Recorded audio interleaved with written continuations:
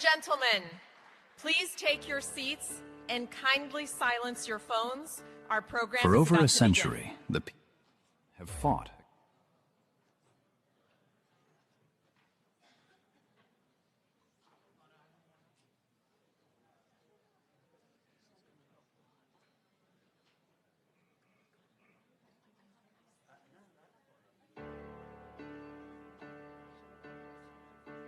For over a century, the people of Iran have fought against repression and injustice. Yet across the country, across generations and professions, a new certainty has taken root. The future can and will be different. Women are leading with courage. Youth are driving the call for change. People across Iran, from Sanandaj and Zahedan to Tehran, and from Avaz and Tabriz to Mashhad, are fighting for freedom, justice, and a life worthy of their sacrifice. This movement is not a moment. It is a continuum of hope and unyielding determination for liberty and sovereignty. It is the culmination of 120 years of the fight against the dictatorship of monarchs and mullahs. Today, more than 1,000 Iranian community leaders, scholars, experts, professionals, and distinguished international guests are converging in a day-long landmark event to herald Iran's democratic future. They will present a viable roadmap to end clerical rule and to ensure that once it falls, power transfers peacefully to the people through free elections. A future where the rule of law replaces violence, where women are equal, where religion and state are separate, where every nationality and faith has equal rights, and where prosperity is built through peace, not repression or war. This is the Free Iran Convention 2025, the path to a democratic, prosperous republic.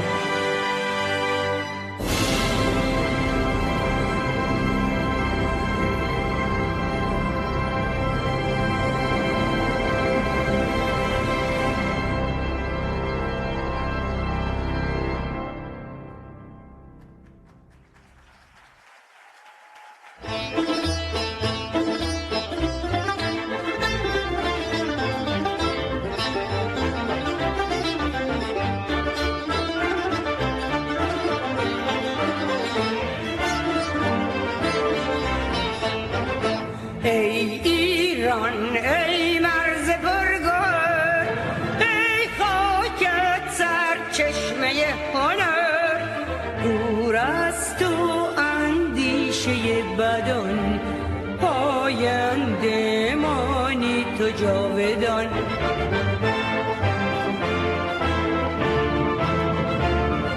ای دشمن تو سنگ خار ایمانو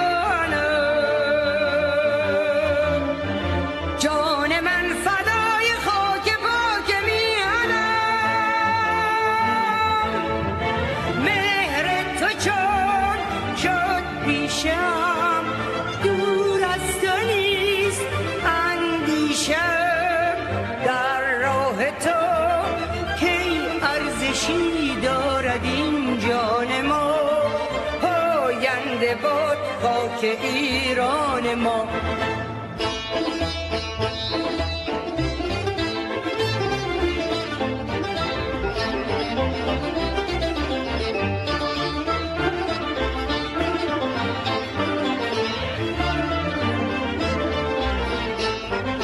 ایران ای روشن است و سرنوشت من گر آتش بارد به پیکرم جز مهرت در دل نپرورم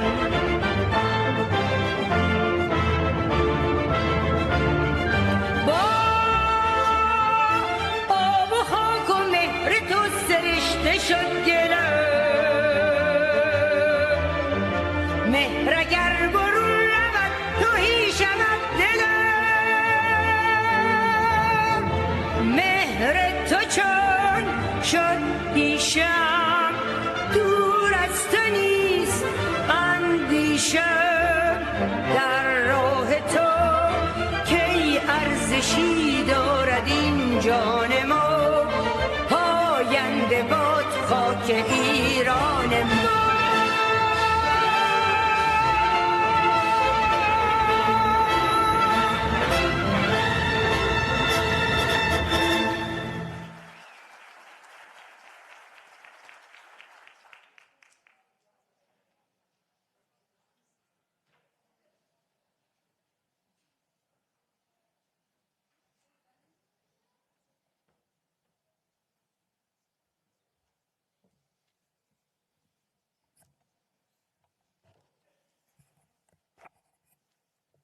Good morning, everyone. Ladies and gentlemen, esteemed guests, my name is Suna Samsami. I'm the U.S. representative of the National Council of Resistance of Iran. It's my pleasure to welcome all of you to Free Iran Convention 2025.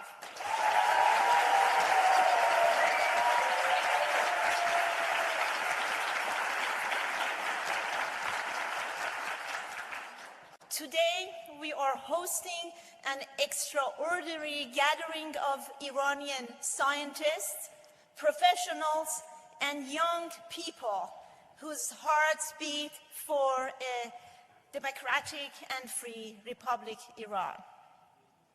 At this decisive moment, when the regime is at the weakest political and social point, the presence of such a broad, experienced community united in the shared demand for the overthrow of the Iranian regime, a religious tyranny, and to examine the roadmap for change and the future of our homeland country is both essential and inspiring.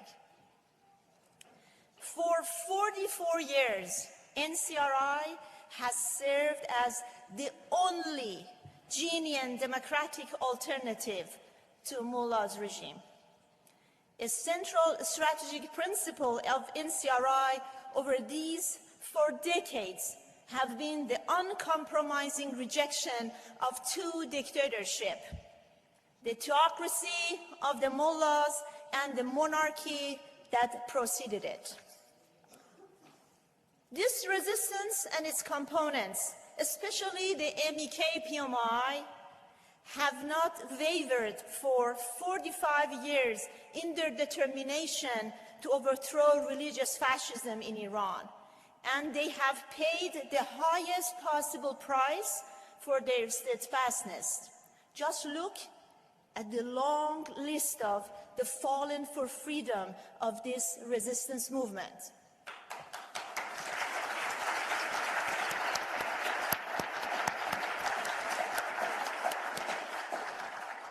The NCRI vision, reflected in the 10-point plan of Mrs. Maryam Rajavi, the president-elect of the NCRI, offering the Iranian people a clear vision for future and a concrete plan for the transition to a democratic republic in Iran, including separation of religion and state, full equality between men and women, and independent judiciary, freedom of speech, assembly, political parties, and freedom of press, prohibition of torture, abolition of death penalty, autonomy, and an end to discrimination against Iran's ethnic minorities and national minorities, in accordance with the NCRI policy, and a non-nuclear Iran.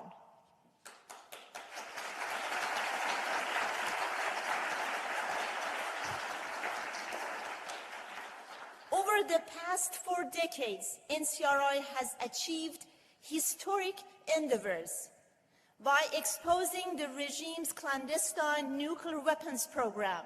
NCRI prevented the Iranian regime from secretly reaching an atomic bomb, throw the world into a crisis. It was the NCRI who put forward the peace initiative to end the Iran-Iraq war, a proposal that laid the political foundation for ending the conflict. It has provided the most accurate reports on execution, arrests inside Iran daily and sometimes hourly, as well as on the regime's war machine and its terrorist networks, leading the most campaigns to counter the terrorism and violation of human rights in Iran. Ladies and gentlemen, as we begin this convention, we gather with a shared purpose to help chart the path toward a prosperous, free, democratic republic in Iran. I wish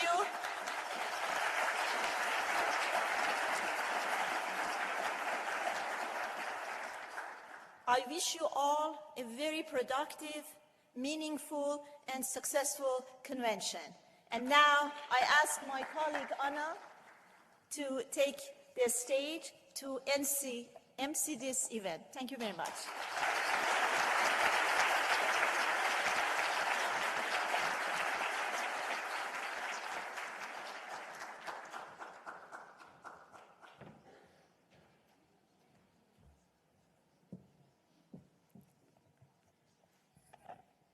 Good morning, ladies and gentlemen, distinguished guests, and champions of freedom. Welcome to the Free Iran Convention 2025.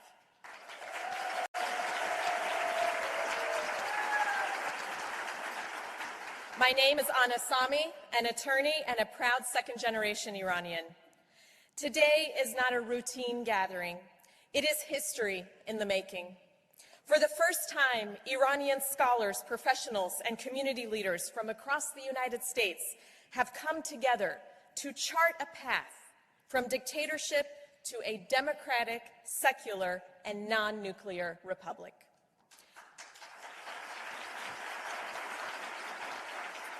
This is more than an event. It is a movement fueled by courage, conviction, and the unshakable belief that freedom is not a privilege, but a right.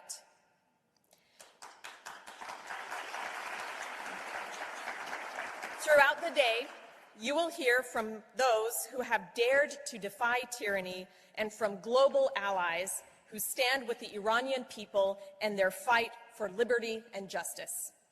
Together, we will confront the challenges of Iran's present, explore the forces driving change, and present a vision for a free, democratic Iran at peace with itself and the world. Let us be clear. This is not just a dialogue. It is a declaration that dictatorship is not destiny and that the Iranian people deserve dignity, democracy, and peace. So let us begin with open minds, bold hearts, and unwavering resolve, because today we don't just imagine a free Iran, we commit to building it. And ladies and gentlemen, before I announce the first panel, I would like to draw your attention to your event badges. The first QR code you can scan to receive the guide for today's event. And the next QR code is for the question and answer. You can follow the prompts and submit your questions, and the panelists will answer them in turn. Next up is our first panel, Society Ripe for Change. For this panel, we are joined by 4 distinguished scholars: Professor Kazem Kazarunian, former Dean of University of Connecticut's College of Engineering; Dr. Hossein Saidian, a Professor of Computer Science at the University of Kansas; and Dr. Ashraf Zodshir, core faculty in a family medicine residency program. Moderating today's panel is Ms. Seema Yazdani, Executive Director of AI Technology and Solutions. She is pursuing her doctorate in integrated health solutions and AI at Arizona State University. Please join me in welcoming our panelists.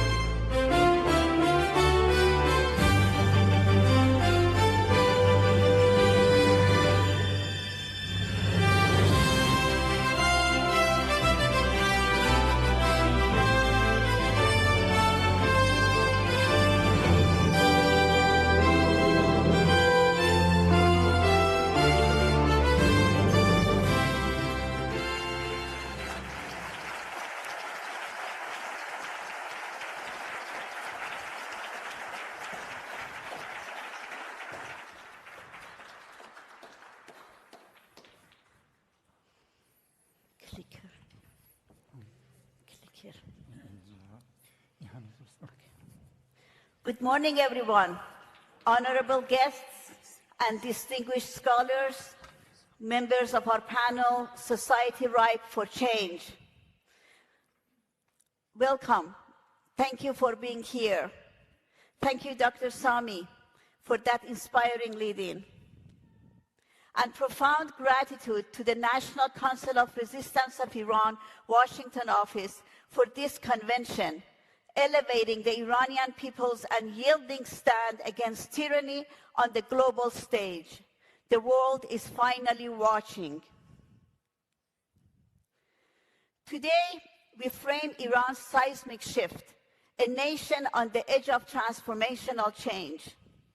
Over 4 decades of repression and corruption have cracked the regime's facade, forging unbreakable solidarity among people, diaspora, and organized resistance. This isn't fleeting unrest. It's the maturation of social readiness for overthrow. Guided by clear inquiries, questions we will be addressing on the panel are: 1, what sustains discontent? What are the root causes? 2, how does the discontent manifest it? What are the signs and signals? 3, where is the role and influence of the opposition?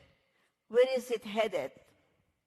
We will hear more about this fact-based research from our scholars on the panel who have dissected the data, trends, and lived truth.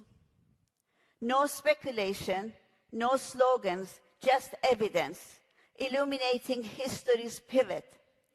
This moment is not an echo. It's Iran's thunderous call for rebirth. Witness the convergence, Iran's fury, women's fearless vanguard, resistance iron organization, and the mullah's widening fissures. The regime, marred by tyrannical terrorism, massacres, and the world's highest executions, crumbles, yet uprising escalates. From 2022's national uprisings, blaze to today's tipping point. Isolation breeds desperation. This demands our advocacy, a clear-eyed look at scholarly data exposing the regime's fragility.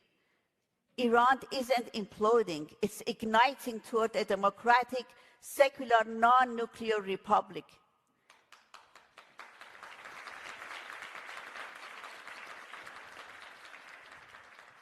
Why now? Because history whispers. Ignored sparks become infernos. Let's explore why this inflection reshapes the world and why we must act. Let's take a look at a historical analogy.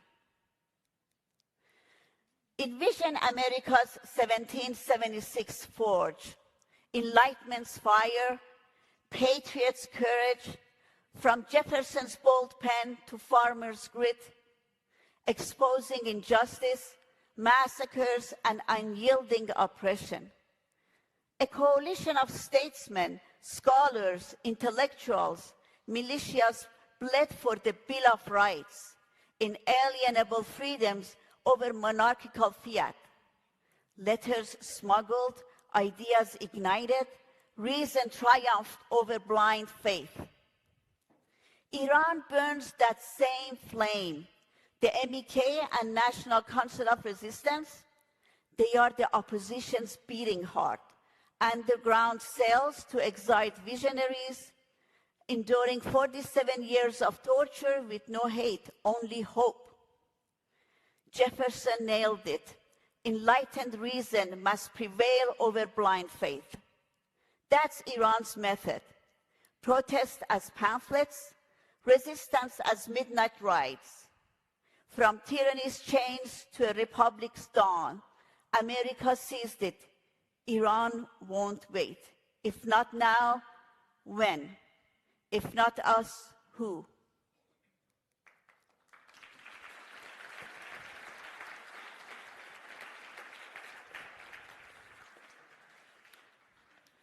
This panel delivers that evidence, presenting three perspectives dissecting Iran's readiness through empirical rigor.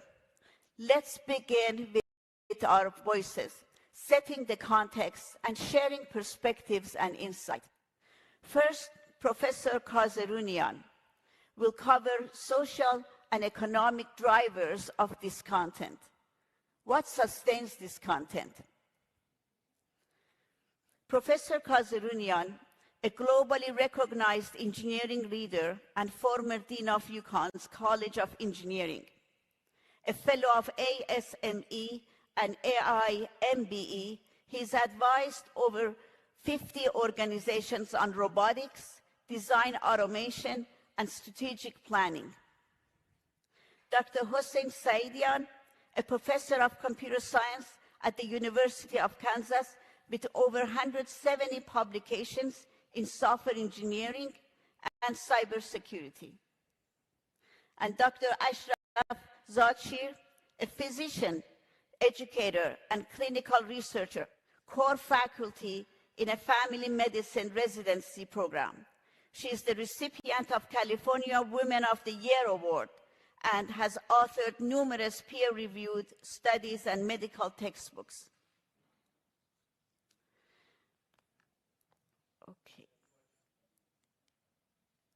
Okay, Dr. Kazarunian.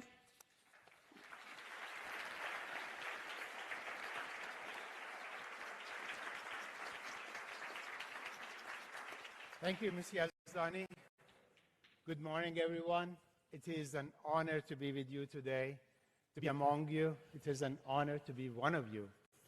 And it's also a distinct privilege for me to be able to present the results of the research of a group, a team of scholars, colleagues that work on the project being presented today.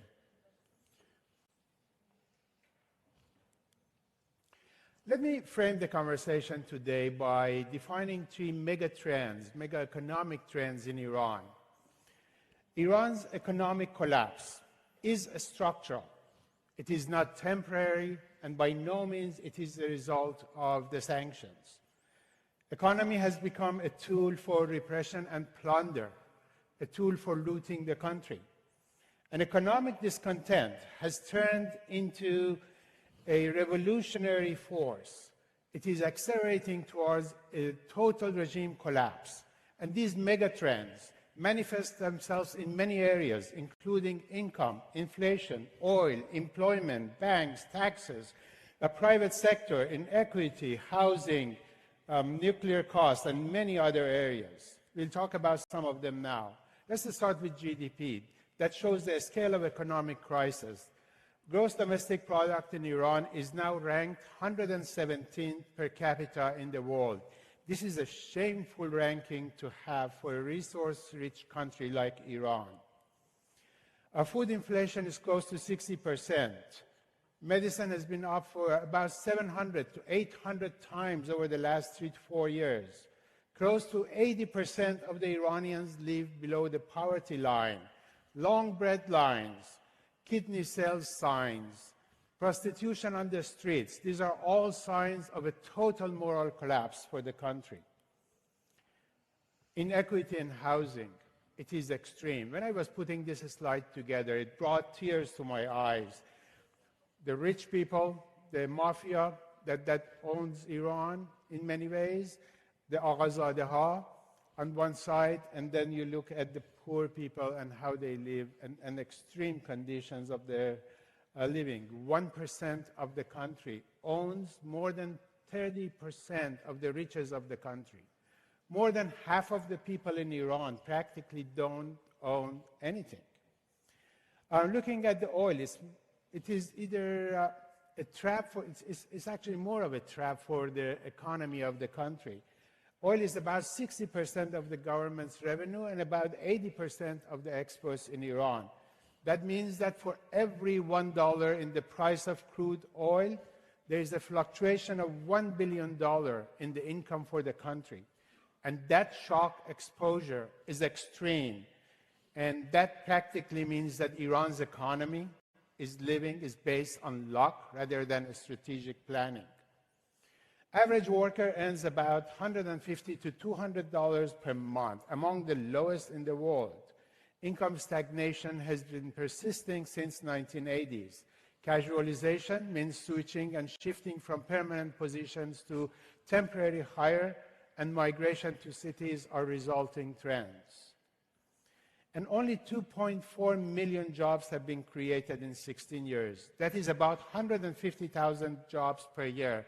To put that in context, that is 1/10 of the jobs that a country the size of Iran needs. About 13 million people are unemployed. That is nearly half of the workforce. Nearly 80% of the workforce of the Iranians lack stable jobs. An economy has been practically become a military oligarchy. Sepah Pastaran, IRGC, officially controls 1/3 of the economy. The actual number is closer to 60%, and they own half of the oil exports. This leads to a vicious cycle of plunder, repression, leading to more plunder. And nuclear cost, since 1990s in Iran, is estimated to be about $2 trillion. That is a money that's a resource that could have been used to build the country. Instead, it has led to more isolation and more repression. And looking at the banking situation, that's not a better picture either. Bank Milli Iran, National Bank of Iran, its capital adequacy is -5%. Capital adequacy, CAR, is a ratio that is used to measure the health of a banking system. Bank Sepah Bank, it has a capital adequacy ratio of -23%. That means that practically these two banks are bankrupt. They're operating in bankruptcy. Very similar to IND Bank that was bankrupt a couple of months ago. And all of these banks are suffering because of the toxic assets, unpaid loans, and corrupted internal loans that are given to the ruling regime. The capital adequacy ratio actually for a healthy bank in the world is about 10%. Taxes is another story. Taxes have quadrupled over the last few years. They are now 4 times the income that the government has from oil. What that means is that the poor in the country is financing the repression and financing the plunder of the country. And the small business, ease of doing business in Iran is ranked by IMF to be 127th out of 190. Again, a miserable, shameful position to have. And most of it is because of the dominance of state-owned pseudo companies. And ideas like innovation, business development, business planning. Those ideas are unheard of in business, in a small business environment in Iran. So in closing, plunder, repression, and nuclear ambitions and proxy wars are deepening the poverty in Iran. Reform is impossible without totally collapsing this regime and rebuild again. Iran's social fabric is breaking under the weight of inequity, and finally, discontent has become defiance and resistance, and that is leading to an accelerating path towards total regime collapse. And with that, I thank you.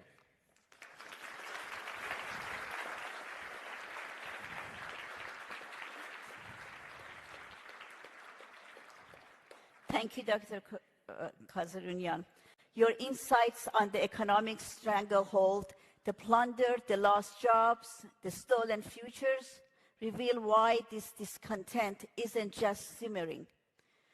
It's boiling over. We appreciate that unflinching analysis. Dr. Saidian, please share how these burdens are pushing Iran toward real change. How is it manifested? Over to you.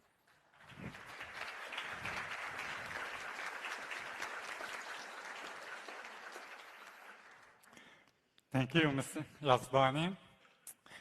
Good morning, everyone. It is an absolute pleasure to be in this great convention, and thank you to all of you for coming here today. Before I start, I would like to emphasize that our team, as Professor Kazarunian stated, have done extensive research. However, because of the limitation of time, we will not be able to present everything here. However, all of the data, all of our references, etc., will be published on the NCRI's US's website immediately after the conference. So let me start. My presentation addresses the core foundational problem of the Iranian regime, and that is its illegitimacy. It has never been a legitimate government. Let's be clear. The Khomeini regime was not the legitimate choice after the 1979 revolution. He stole the revolution. The Shah's dictatorship had eliminated all genuine democratic groups and organizations. A power vacuum had been created, and Khomeini exploited that vacuum. Khomeini's rule was ahistorical. It ran entirely counter to the 120-year arc of Iranian history, which consisted of continuous struggle for democracy, secularism, freedom. That struggle has continued since the constitutional revolution of 1906. A regime with no democratic mandate must find other ways to survive. Because it cannot rule by the ballot box, it built its identity on three pillars: internal repression, export of revolution, or better known as export of terrorism, and development of nuclear weapons, which was supposed to guarantee its survival. I will argue that this regime has miserably lost in all of those fronts.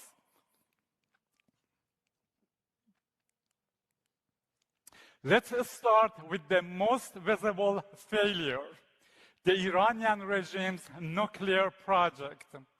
The regime wanted this project to be its ultimate guarantor of survival.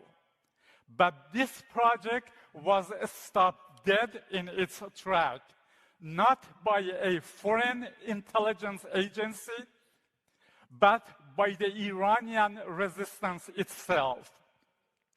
In 2012, the NCRI-US delivered a breakthrough revelation of the secret Natanz site. This courageous act of patriotic intelligence, let me repeat that, this courageous act of patriotic intelligence exposed the mullahs to the world. That moment changed everything. It put a tightening rope around the regime that has never been fully removed, leading to crippling international sanctions and, of course, diplomatic isolation. The pillar that meant to provide strength only provided vulnerability. The world has become much safer because the Iranian regime's nuclear project was exposed. And as a result,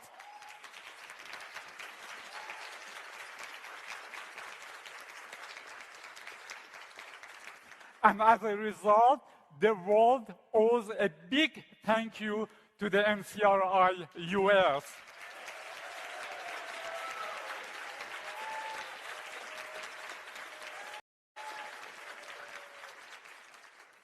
However, we, and of course the international community, must remain highly vigilant. There should be absolutely no opportunity for the Iranian regime to ever have any kind of access to nuclear weapons. Now, what about the export of revolution, or actually export of terrorism? This was meant to be the regime's primary tool for projecting regional dominance. For decades, this meant the plundering of national wealth, billions of dollars which were meant for infrastructure, which were meant for hospitals, for health, for education, was stolen from the Iranian people to fund terror groups. Their biggest gamble, the regime's biggest gamble, was pouring money and manpower into saving Bashar Assad's brutal dictatorship. And what is the result? Total strategic failure. The Assad regime is gone. The entire Hezbollah leadership has been eliminated, and other proxy groups are scattered and are under severe pressure to dismantle. This pillar brought neither power nor influence, only more international isolation and, of course, the hatred of the neighbors. We now turn to the third pillar, and the most telling sign of the regime's weakness. It's escalating repression. The numbers on this slide are shocking for a reason. We have seen executions triple during the past 3 years, from 553 to over 1,600. And these are, of course, only the executions that we know about. With over 5,000 people on death row and 2 million arrests every year, the judiciary in Iran is not about justice. It is about repression. It is a fear factory. This is not a strength. This is a desperate grip of a regime whose only remaining language remains pure violence.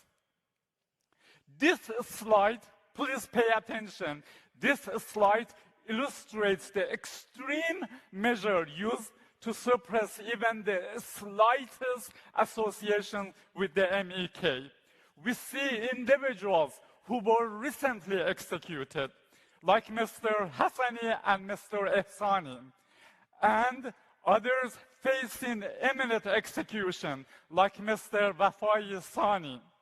and 16 others who are under death penalty, simply for expressing support for the MEK. Equally shocking are the lengthy prison terms.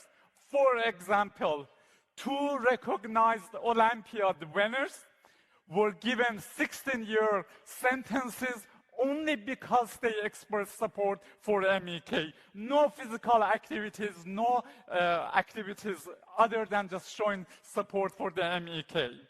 Maryam Akbari is serving 17 years for seeking justice for her siblings who were executed during the 1980s, and they were, of course, affiliated with the MEK.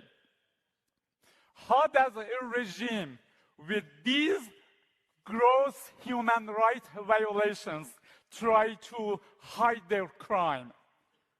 They have tried to build a digital wall of censorship and control. Iran is ranked 177th out of 180 for press freedom, and its internet score is a dismal 16 out of 100. They block all popular platforms and websites. Why? Because they cannot let the truth about their corruptions, about their crimes, about their repression to get out. And of course, they do not want the videos of protests to get out either. Like all dictatorship, they try to control information. They have some 18 units, 18 institutions dedicated to monitoring online activity. But as we will discuss later, this information control is not working. This regime's brutality is not limited to political opponents. It also heavily targets minorities, ethnicities, and different minorities. Minorities like Baluchis and Kurds face horrific discrimination. Consider this chilling statistics. The Baluchi community constitutes only 5% of the population, yet they account for 20% of executions in Iran. As if political repression wasn't enough, the country's environment and infrastructure are collapsing due to decades of mismanagement and corruption. Iran is facing a severe water crisis. The per capita availability has dropped by 80%, despite having the world's second largest natural gas reserve. The people suffer daily from gas and electricity shortages. The environmental degradation is catastrophic. 90% of wetlands are critical, and cities suffer from toxic air pollution over 2/3 of the year. So let's bring all of this together. We have detailed a regime sustained only by execution, censorship, and economic and environmental ruin. But the most important point is that despite all of this, the Iranian people are more defiant than ever. You can see this defiance in the growth of organized resistance units, and you can hear in the brave public chants of death to Khamenei across all of the cities.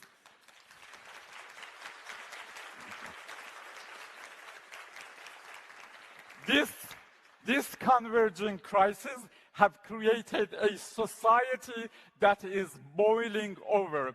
The regime has shown it can only destroy. It cannot govern. And the people are showing us that an explosion of freedom is not just possible, it is inevitable. Thank you.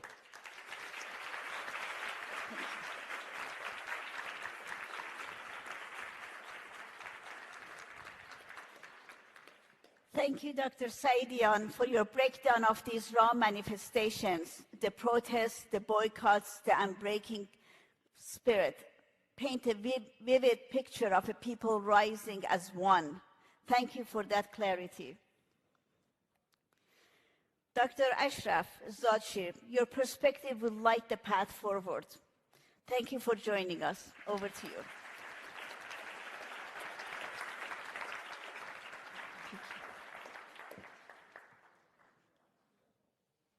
Ladies, gentlemen, honorable guests, it's an honor to be here today. My colleagues, give me a second. My colleagues have outlined the regime's profound economic, social, political, and legitimacy crisis. I will now examine how these crises have manifested in their most consequential form, sustained revolt. From isolated protest grown into a sustained, organized challenge to the regime's survival. Let's focus on three defining uprisings that together mark a turning point from which regime cannot return. Three nationwide revolts shaking all 31 provinces. Revolts from 2017, 2019, and 2022. Different triggers, one demand: an end to clerical rule. Each one ended a fallacy, a myth. Let's start with 2017. The December 2017 uprising marked a turning point. Within a few days, protests spread to 142 cities, led by young, educated, and unemployed Iranians. The key slogan, reformer, hardliner, the game is now over, captured a new reality. A rejection of change from within and open defiance of supreme leader. The 2017 uprising shattered the regime's four-decade narrative of competing factions. Iranians made clear that they have moved beyond the regime's manufactured divisions and now reject the system in its entirety. In November 2019, a sudden fuel price hike ignited Iran's largest uprising in 4 decades, spreading to over 200 cities. Protests went beyond the street, striking regime strongholds, basic bases, police stations, Friday prayer offices, and a state bank, symbols of repression and corruption. The crackdown was ruthless. 1,500 killed, thousands arrested. That uprising ended the myth that lower economic class, the underprivileged, supported the regime, a myth that was also promoted in the West. 2 years later, September 2022, the death of Mahsa Amini, a young Kurdish woman, triggered a nationwide movement spanning 280 cities. This time, the message was unmistakable. The slogan, "Down with the oppressor, be it the Shah or the leader," summed up a national consensus, rejection of all forms of dictatorship.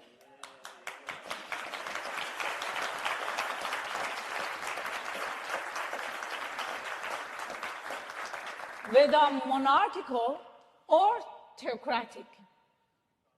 Women and youth stood at the forefront, leading chants, organizing online, and facing bullets with courage. 1,500 demonstrators killed, 90,000 young Iranians were detained. And of course, over 300 IRGC members were killed. This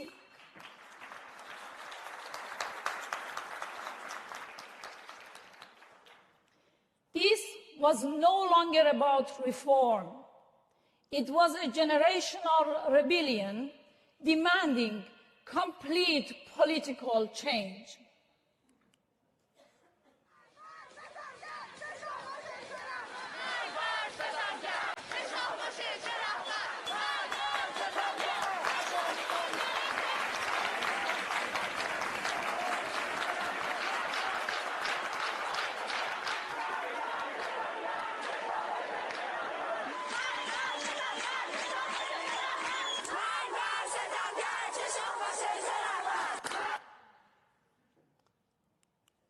As you have seen, down with oppressor, be it the Shah or the leader. Today, opposition reached far beyond the streets.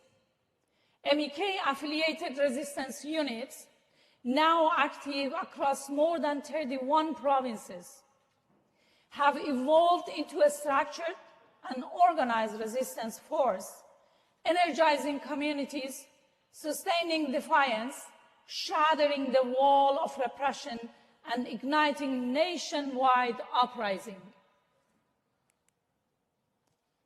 Within last year alone, the resistance units have carried out over 39,000 acts of defiance,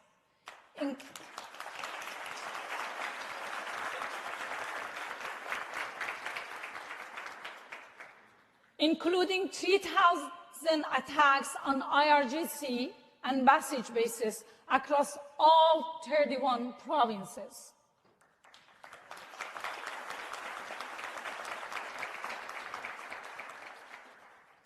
Election boycotts have become another weapon of resistance, with voter turnout dropping to as low as 8 to 10%, the regime's political facade is collapsing.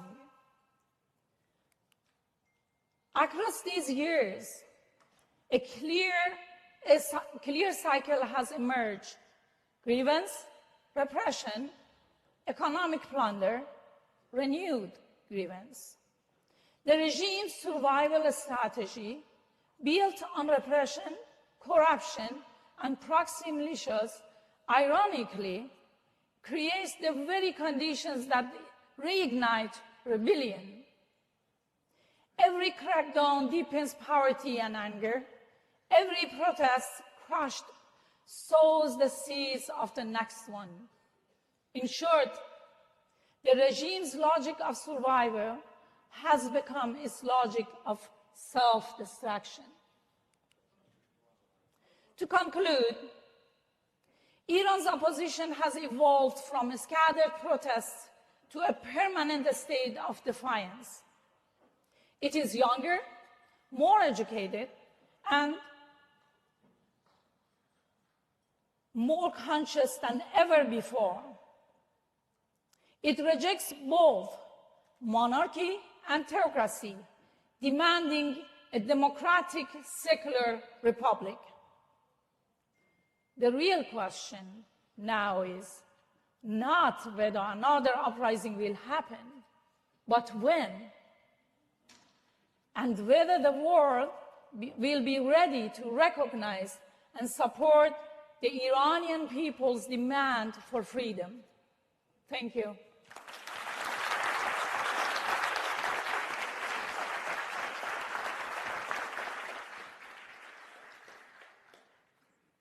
Thank you, Dr. Rzadchi. Your examination of the opposition's rising power and the regime's dead end path gives us not just analysis, but hope grounded in facts. Thank you all three for this powerhouse discussion. It's exactly why we are here. We didn't come for comfort. We came for the truth, and it's ugly. The economy is gutted, the water is gone, hospitals ration hope. Regime's tools, internet kills, public gallows, midnight raids, but look past the rubble. Protests swell, women walk fearless, kids chant in streets. MEK's resistance units, echoes of Paul Revere, one rider, one whisper, world changed. Data says the regime is losing. Defections, cash runs dry, control slips. Scholars just proved the arc of history, it's bending. Foundations exist, rule of law, elected councils, zero nukes, no dictatorship survives if Iranians refuse to bow. Jefferson was right, reason over faith. America tore off its chains once, Iran's doing it, live streaming it on mobiles. This isn't the end. It's Iran's constitution. It's the Bill of Rights. It's shot at breathing free. Towards the Iran's democratic revolution, fiercely together.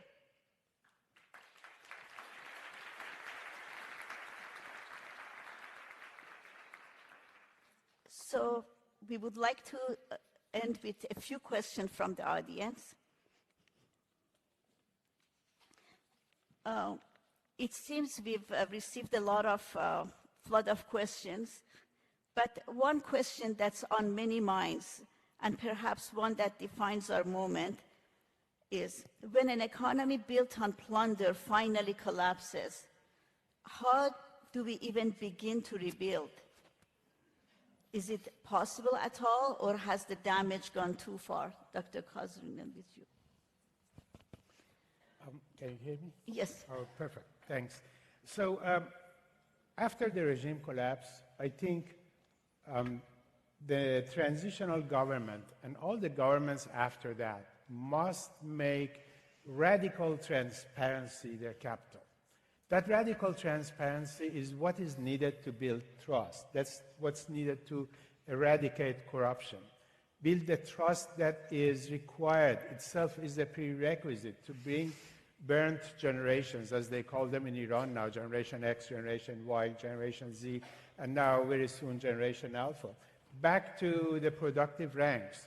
That trust is needed to bring many millions of Iranians in diaspora back to either on temporary basis or more permanent basis, connect them with motherland, connect them with productivity in Iran,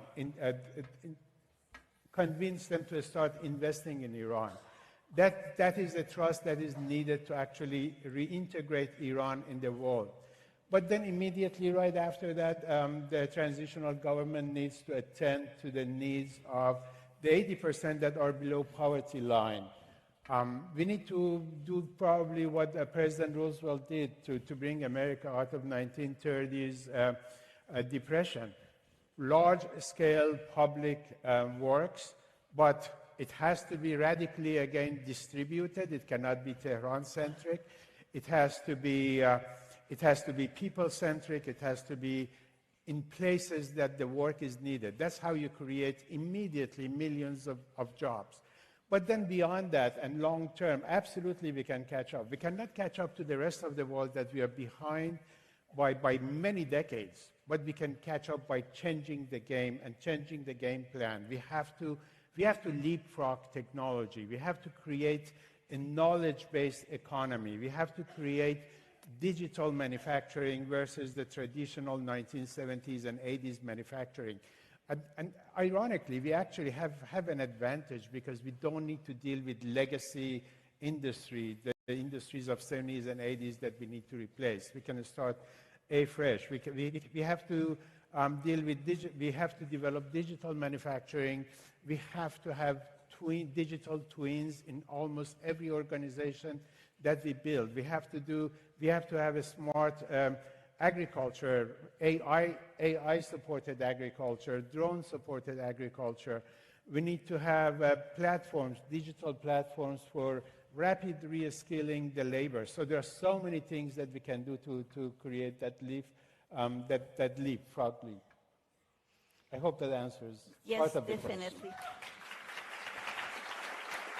One more question from the audience. What is the event that needs to occur for regime change, and how close is it from happening? What are the gauges or signals?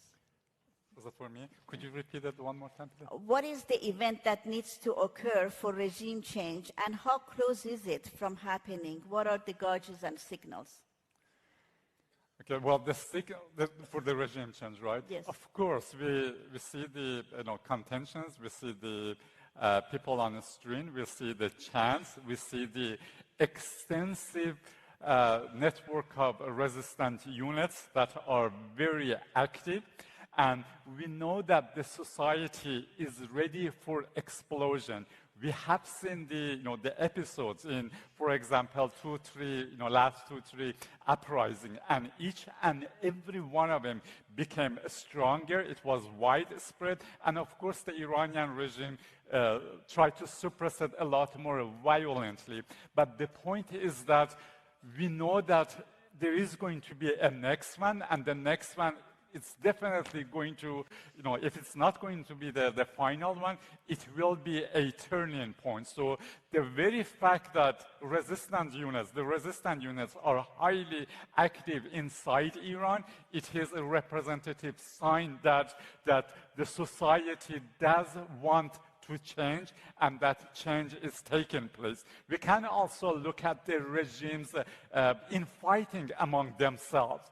So each unit is basically very opposed to the other unit. So these are also signs of this not being stable, not being cohesive, not having a policy where all elements of the regime agree on. So in my, going back to, for example, 1979, these are the signs that the regime is collapsing. Thank you, Dr. Saidyan. Thank you. Out of the time, we have to close the panel. Thank you very much.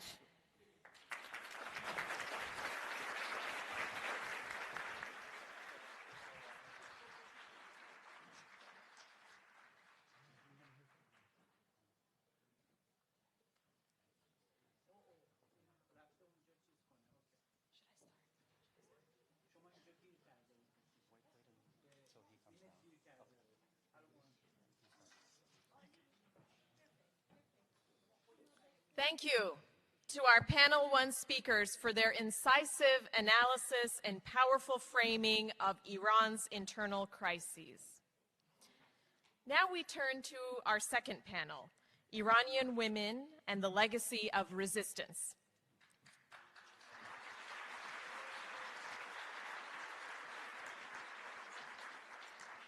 Now, ladies and gentlemen, we will turn to one of the most transformative forces driving change in Iran, Iranian women. We are honored to welcome 4 extraordinary women whose achievements embody this spirit of resistance and renewal. Hananeh Amanpour, a respected attorney practicing family, domestic relations, and business law in Northern Virginia. Dr. Azadeh Sami is a board-certified pediatrician with a master's in public health and over a decade of clinical experience. Dr. Azadeh Zangineh is an internal medicine physician based in Cleveland, Ohio. And moderating this panel is Dr. Ramesh Sepehrad, a scholar practitioner and leading authority on cybersecurity, conflict resolution, and Iran policy. Please join me in welcoming our panelists.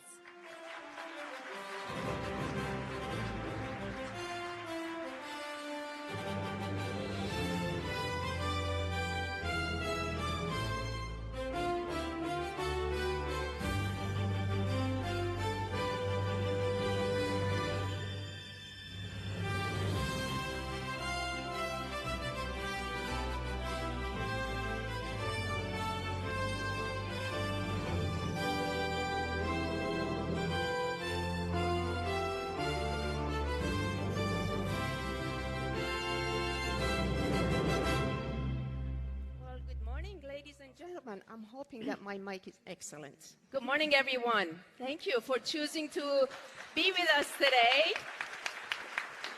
And I do want to commend the National Council of Resistance of Iran for hosting this amazing convention. And of course, my compliments to the previous panel. Thank you for your insightful presentation. Ladies and gentlemen, I welcome you to our second panel to discuss the women's rise from resistance to leadership, legacy of resistance. So our panel will focus on the highlights of Iranian women and the enduring legacy of the resistance, which really dates back to more than 100 years. I think the previous panel was referring to the 1906 constitutional movement, and we will be remiss not to mention that even though that women played a very strong role in that movement, they were marginalized. They were marginalized as part of the Article 2 in that constitution, where the women did not gain the full citizenship. So as you can imagine, Iranian women have been at this fight for a long time. And of course, over the years, whether it was under the Pahlavi monarchy or under the current theocracy, the violence against women evolved over time. And we are going to be discussing how, despite all the brutal violence, the Iranian women continue to endure, continue to be empowered, and continue to reach a leadership that we see today. So I think just to kind of level set our discussion this morning, I think it's important for us to also recognize, I know the previous panel talked about the uprising of 2022, which happened after the killing of the innocent Kurdish girl, Mahsa Jina Amini. And the world really took a point of noticing the role of women and the youth during that uprising. And I think what's really important for us is, as we look back, is to not think about the role of women and youth in that uprising as a spontaneous and overnight development. It was actually lots of work that had gone in to reach that explosion point so that the international community could actually recognize how impactful the women's role in transforming Iran is. So I think, again, it's extremely important that we understand how Iranian women have become a decisive force for change, a change for a democratic Iran, and a change that is really an inclusive change. We see women from all walks of life. We see women from all different parts of Iranian nationality: Azeri, Turk, Kurd, Baluchi, Lor. Every nationality of the Iranian population and the country is represented among the ranks and file of the Iranian resistance. So I know the previous panel spoke tremendously about the role of Iran's main opposition group, the MEK, and how important they are in transforming what is happening in the society that is striving for change. Today, though, we are going to be talking about the culture that turned generation of repressed women to organized leadership that has structure, strategy, and purpose. The central question then becomes that how does this leadership evolve over time, and how does it resonate through multi-generational over the last 46 years, as well as you add on the previous 100 years since the 1906, as we learn lessons from previous leaders, previous women who fought against the various forms of tyranny in Iran. So the women of MEK and the broader NCRI coalition have shown that the discipline and sacrifice and strategic clarity have defined the movement for decades. And we have acknowledged that the regime has responded with brutality. There are no other countries in the world that has executed more women than the Iranian regime. That is a fact, ladies and gentlemen. But it's also a fact that it shows that Iranian women are not giving up. They're fighting, they're resilient, they're organized, they have a vision, they have strategy, they have a roadmap, and more importantly, they have a leader.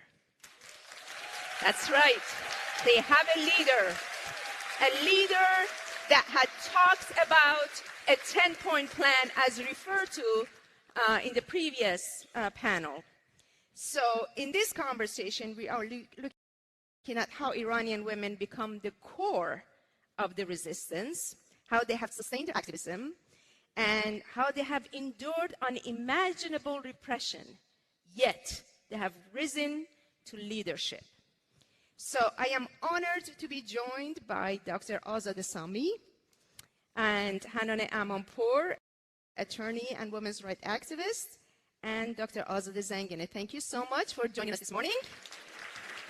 I do want to remind everyone to please use your QR code to send in your questions. We will welcome your questions after we go through our moderated session of our panel. So, Dr. Sami, let me start with you first. I really would love for you to kind of set up the historical context for us. Can you share with us the journey and the turning point that has helped the women of Iran to break the barriers, to see the result of the leadership that we see today? Well, thank you so much, Dr. Seferat, for that very, very important question. As you said, the leadership of women did not come without struggle, and it certainly did not come overnight. To really understand women's leadership in Iran's resistance, we must first look at the patterns of oppression that have occurred over the last century. Under the monarchy, elite women had selective visibility, but politically active women faced constant surveillance, arrest, torture, execution, and exile. Then the clerical regime came and converted misogyny into state doctrine with the compulsory hijab, with the discriminatory family laws, and gender apartheid. All of these became tools of political control. Since then, from early on, the regime imprisoned, tortured, executed, and massacred women. And this was all because the regime felt and still feels threatened by women. They knew that women's emancipation means the end of tyranny. So you could say that this journey of oppression brought out the women's strength and potential. So they joined resistance organizations, especially the MEK, in large numbers in the early 80s. Many of them faced cultural backlash at home for being politically active. I'm talking about mothers, sisters, wives, daughters. But they persisted. So what did the MEK do? And this was brilliant. They formulated and they formally implemented an emancipatory leadership framework that put qualified, committed women in senior, strategic, and operational roles. So this created a real pathway for women to lead, to organize, and to command. Now, 30 years later, this has made the MEK the longest running women-led movement in the region. Ladies and gentlemen, I do want to double down on that. I don't think across the international community, any other country has such a powerful movement of women that has been so enduring for so many years. That is absolutely right. That's absolutely right. I mean, this framework is actually the secret sauce behind the movement's multi-generational appeal inside Iran and across the diaspora for women and girls. So how does this framework look today? We have women who are operational leaders inside and outside of Iran. The resistance units contain a strong female core, and this is something that the regime has actually confessed. And the diaspora rallies show powerful cross-generational participation of youth, women, and girls.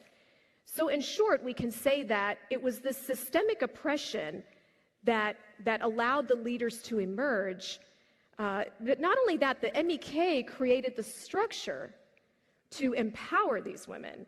This is the egalitarian path toward a free, democratic Iran that is lived in practice and not just in theory. This is great. Thank you, Dr. Sami. Ms. Amanpour, I want to turn to you next.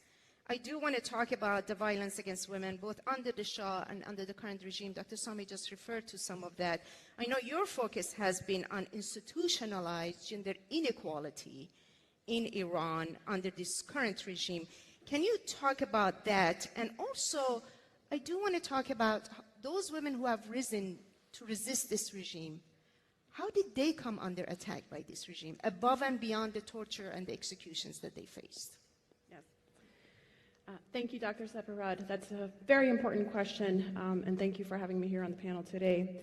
I think it's important to remember that at its foundation, the Islamic Republic is founded on gender-segregated law. It is, in fact, enshrined in the Constitution under the Vilayat al-Faqih, where women's rights, both in their personal lives and in their public lives, are completely governed by the government. So in their personal lives, we see incidents of marriage and divorce, custody, inheritance, things of that nature. We see that women's rights are denied to them. They have no equal rights under the law. And in the public sphere, we see, women are not allowed to be president. They're not allowed to be judges. And so they're not allowed any sort of real positions of power within the public sphere.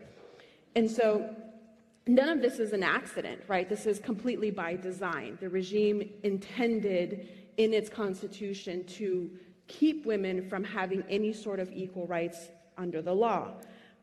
Yet somehow we continue to see Iranian women finding their way to the front lines of the resistance. And it's sort of this amazing phenomenon of how it is that that comes to be. So I think within the MEK, we can look at a really sort of brilliant model of how that came to be. Starting in the early 80s, in 1985, we started to see women being put into positions of, political, diplomatic, organizational power and whatnot within the MEK. And then in 1993, we actually see Mrs. Maryam Rajavi become the president-elect of the NCRI. And so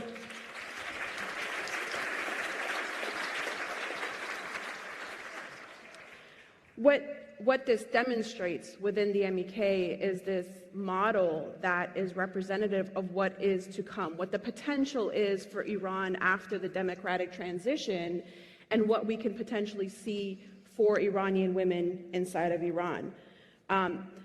Sadly, this progress that we see has not come with any small sacrifice. Within the MEK, we often see not only is the MEK routinely demonized by the regime and their supporters, we see this emphasis on the women members of the MEK, where they're most targeted for the sacrifices that they've made. And again, this is not a mistake. This is by design, and it's intended to sort of confront this tried and true egalitarian model that they've put into place that demonstrates that you can, in fact, have a society with equal rights under the law for everyone. And so that's why they're targeted. And so one of the most cynical lines of attack that we see routinely coming from the regime is the attacks against mothers and women that are, family members that are members of the MEK. And this is, they're sort of portrayed as these women that are abandoning their more, role as a mother or as a family member and whatnot, and sort of abandoning what it is that they feel like they should be doing, as opposed to leading the revolution, which is what they're actually doing. And they're painted in this picture where they're, cult-like and things of that nature, which is entirely untrue. Now, this is in stark contrast to other roles that we've seen for women across the world and other anti-authoritarian movements. So we see, for example, in South Africa, in the anti-apartheid movement, in the French Revolution, and World War II, women activists, the Ukrainian women, things like that. They're sort of propped up as doing what needs to be done and being on the front lines, and they're respected for those positions, where in stark contrast we see the Iranian women are demonized for doing exactly the same thing, So there is a double standard. There is absolutely a double standard there, where we see that the Iranian women are being painted in this negative light in stark contrast to their female counterparts in other parts of the world. This is really important, This is the cultural transformation. This is the cultural revolution that the women of MEK have launched, yet instead of being celebrated, they're being demonized for the courage that they have because they broke the traditions. They broke the tradition of being a mom, stay-home wife, and subdued daughter or sisters, and they went straight to the front line to fight against this regime. They did. They absolutely did.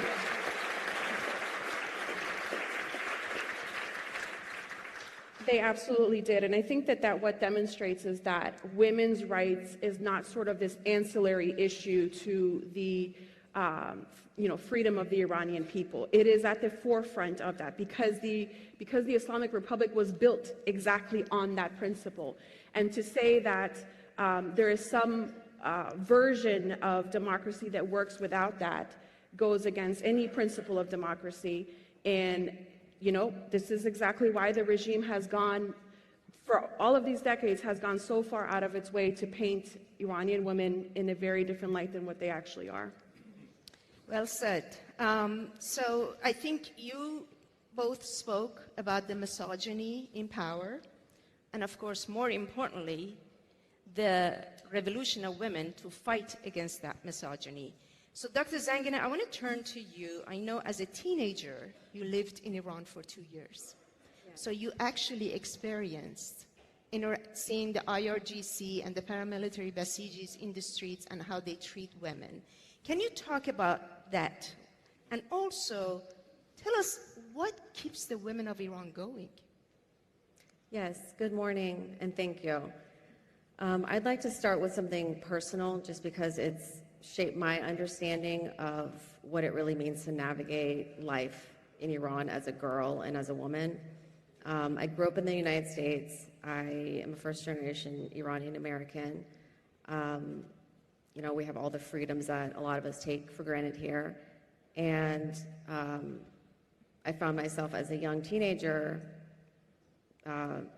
basically transplanted in Iran in a middle school, a very ordinary middle school, fully immersed, speaking Farsi as the only language, and following all the rules and expectations that are expected in an all-girls middle school in Iran. And what I very quickly observed is how prominent the repression is. It's not something abstract there. It's something that they live by every day. Every decision they make, every move they make, every choice that they make, they are under severe repression. And growing up there, I watched this, up close, firsthand, in so many ways, big and small. You're kind of encouraged to stay quiet, agree, not ask questions. And womanhood in Iran is essentially something that's to be managed or controlled. Or defined by a man. Defined by men, exactly. And being somebody that grew up in America where the opposite is true, I had a hard time accepting that. And a lot of girls do. And I just remember, excuse me, and I just remember thinking how different it felt, moving from a childhood where our freedoms are they shape our reality here, to somewhere like Iran, where girls didn't really grasp even the concept of freedom. And I think that reality has really, it connects to the deeper history of Iranian women and their pivotal roles as the backbone of every major movement for change, from the 1906 constitutional revolution to the struggle against the monarchy to the 1980s crackdown and to the most recent crackdowns. The theme here is that women have led these revolutions.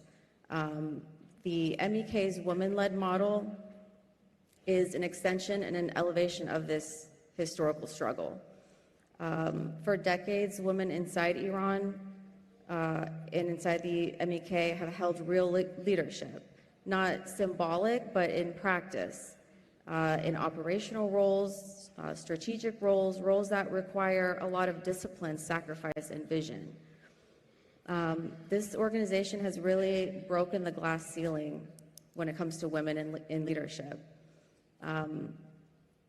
They hold key roles, and this wasn't incidental. It was a strategic correction to male-dominated norms inside and outside Iran, and as a revolutionary necessity to break free from the patriarchal norms and foundation for building a true democratic Iran.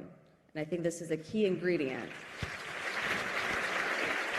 And in your view, you believe this is what keeps the Iranian women going?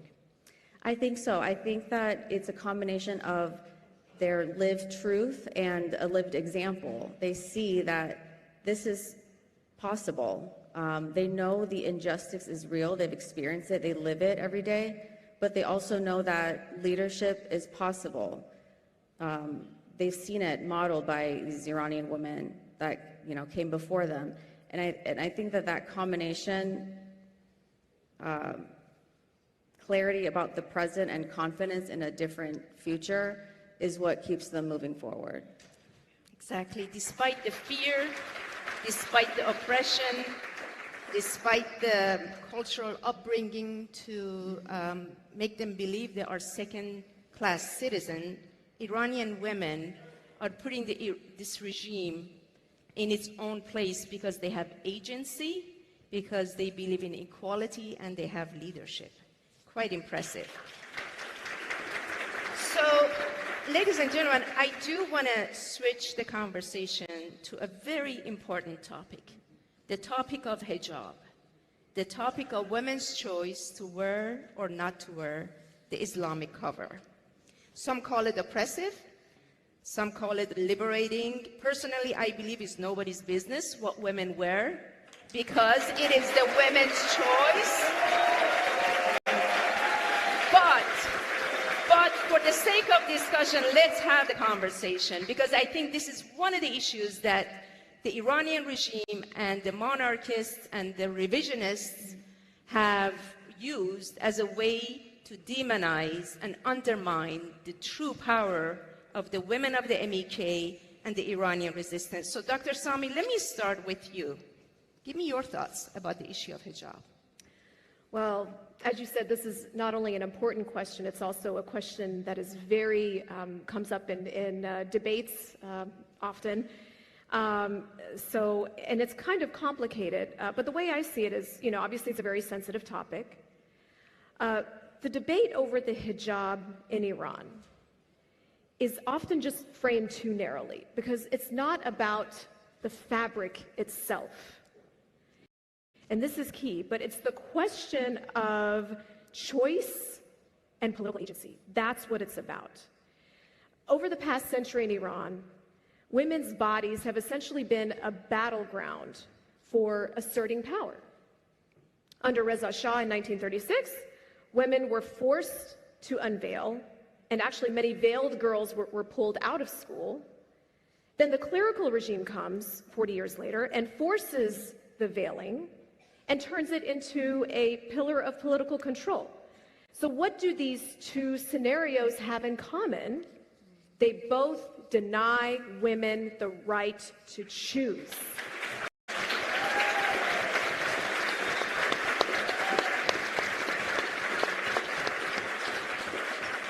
So when Iranian women are demanding freedom, they're not just simply debating dress codes. They're challenging a state compulsion in all of its forms. And their demands go far beyond hijab, and it reflects a broader struggle for equality, dignity, and participation in public life. This is also why, when we look at Maryam Rajavi's point of view, it's very clear, as she says, no to compulsory hijab, no to compulsory religion, no to compulsory government. And at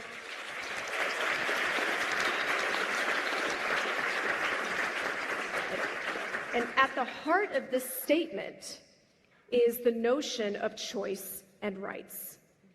The MEK actually brought this position into action. In '79, just weeks after the fall of the Shah's regime, the MEK were the first to step up and openly oppose compulsory hijab inside Iran. Following this was an institutional shift where the movement essentially reorganized itself so that women could lead at every level, as mentioned before by my colleague, strategic, political, and organizational. So this was not just about representation, it was about transforming the culture of decision-making so that equality became effectively demonstrated. Politically, the hijab is just one element within a century-long fight against imposed identity. Iranian women are not asking for permission. They're claiming their rights.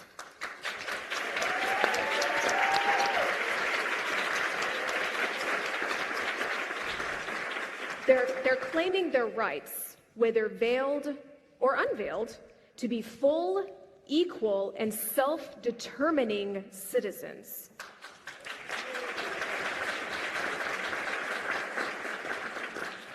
In Iran today, women are shouting, with hijab, without hijab, let's march to a revolution. And that basically sums it up. Indeed. Well said. Ms. Amanpour, I want to turn to you.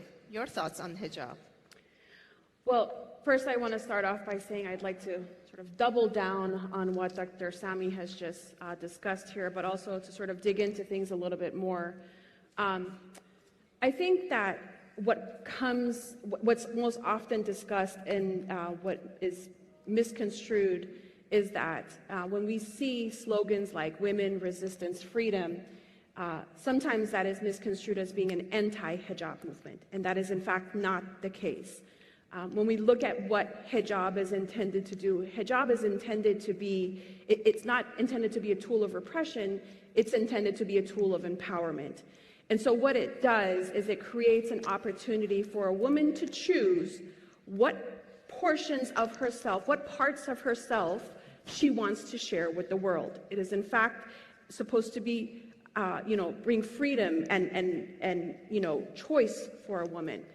And so there really is no conflict between a woman that says, I choose to wear hijab, or the woman that says, I choose not to wear hijab. Because at the end of the day, what is important is that it is their choice of how and what parts of themselves they want to present to the world. And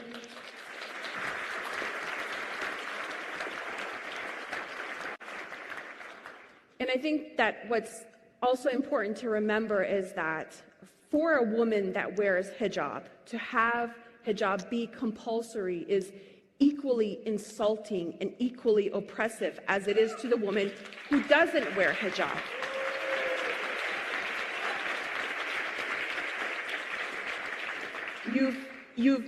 By making it compulsory, what is intended at its core to be a choice for that woman is no longer a choice, just as much as it's not a choice for the woman who doesn't want to wear hijab and is forced to do so.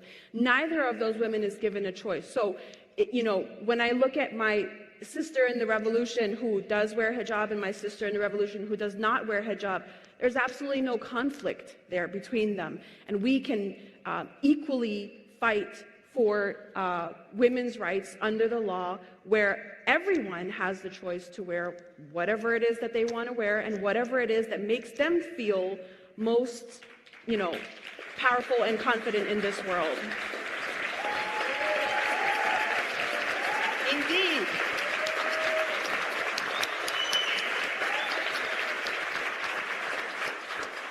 So I really hope we have put that issue to rest. And I think from this point on, if a man asks why the MEK women are wearing a hijab, I would simply say it is none of your business. And if a woman asks why MEK women are wearing a hijab, I would simply say, welcome the conversation. Let's sit down and talk about choice.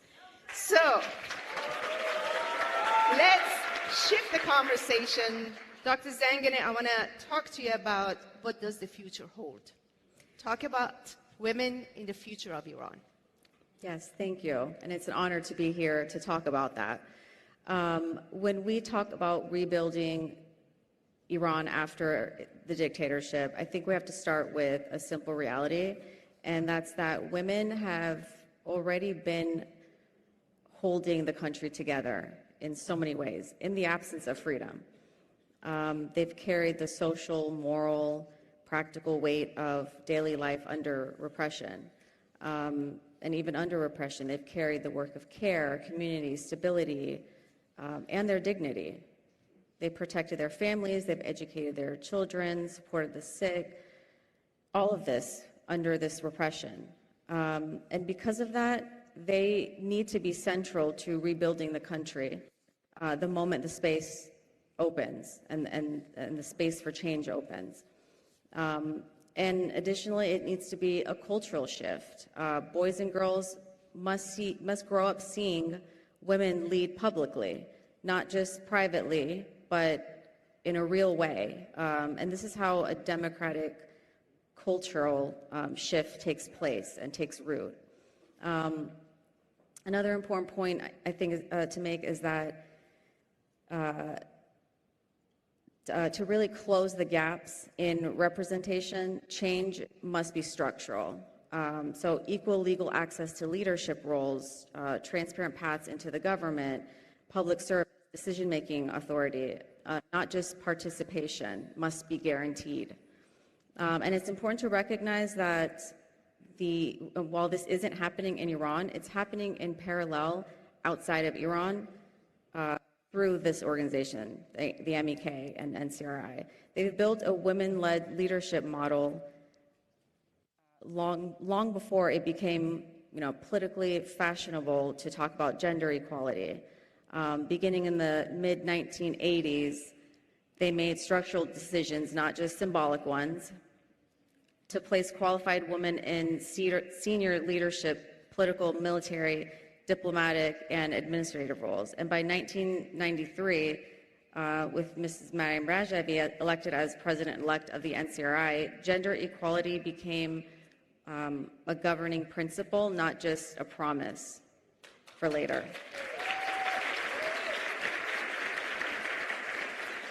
So in a post-dictatorship Iran, women will not begin leading for the first time. They will continue leading as they have in movements, in exiled communities, in families, in resistance networks, and across 3 generations. The task ahead is not to just include women, but to recognize the leadership they've already built and to make it the foundation of a democratic future. Exactly. And all of which has been reflected in Mariam Rajavi's women's empowerment plan that she has presented. So I know we're coming up on time. I do want to do a rapid fire question because unfortunately we don't have any time to take questions from the audience, but our speakers will be available if anyone would like to have a one-on-one discussion with them after the panel. But let me start with a rapid fire question.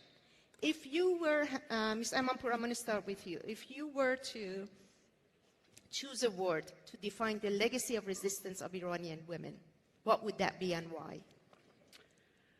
I think what has always come to mind is unwavering.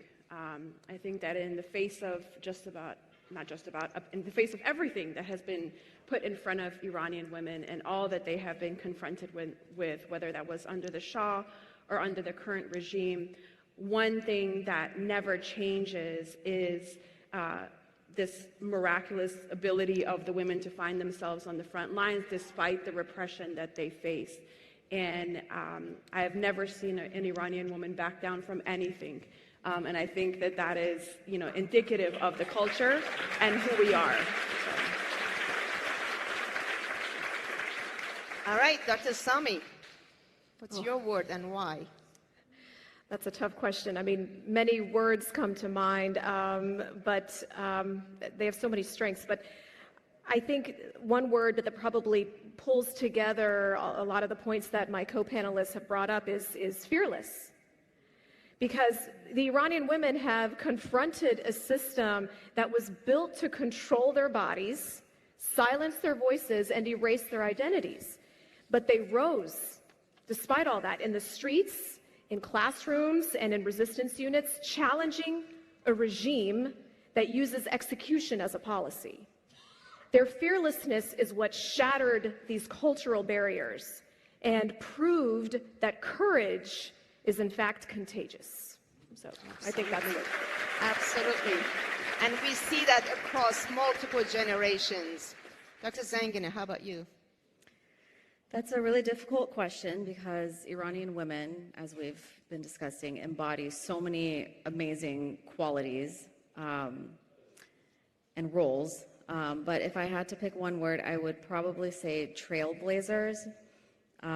They've been not just resisting, but they're creating, authoring, building, architecting the future. And they've broken paths where none existed. And I think with these recent protests, I think the world caught a little glimpse of what Iranian girls and women are capable of. But I really believe that moving forward, the world will look at Iranian women and their example to model what a really, truly courageous, visionary leadership can look like. Excellent. And I dare to say all of the words that you've chosen pretty much explains and describe Ms. Maryam Rajavi. So, ladies and gentlemen, as we wrap up our panel, one thing is absolutely clear, that Iranian women are not waiting for freedom. They are leading and they are winning this fight. Because misogyny sits at the core of the regime's power, women have naturally become the central force pushing the downfall of this regime. And everything we heard today shows that the courage we see in Iran, in Iran's streets, in Iran's prison, and has grown to something much bigger, an organized, disciplined, multi-generational movement, both inside and outside of the country. First, we were reminded that the women's leadership in Iran is not new. It is built on more than a century of resistance. At every step, women have pushed back and refused to be erased and preserve their full national diversity within the rank and file of the resistance on the front line. That is the inclusivity. That is exactly what makes the movement national, strong, and united. Second, we talked about the MEK movement and how they created a culture of resistance that simply did not exist before. It is unprecedented in Iran's history, and I would dare to say across the globe. And third, we addressed the regime and how they target women so viciously, but yet women strike, because women strike at the heart of misogyny, the imprisonment, torture, smear campaigns, and execution, none of these are random, but yet the resiliency and the unwavering commitment to democracy really demonstrate women's agency, equality in action, and leadership. And finally, we underscored why women's emancipation is essential to dismantling this regime and rebuilding Iran. So with that, please help me thank our panelists today, and thank you very much.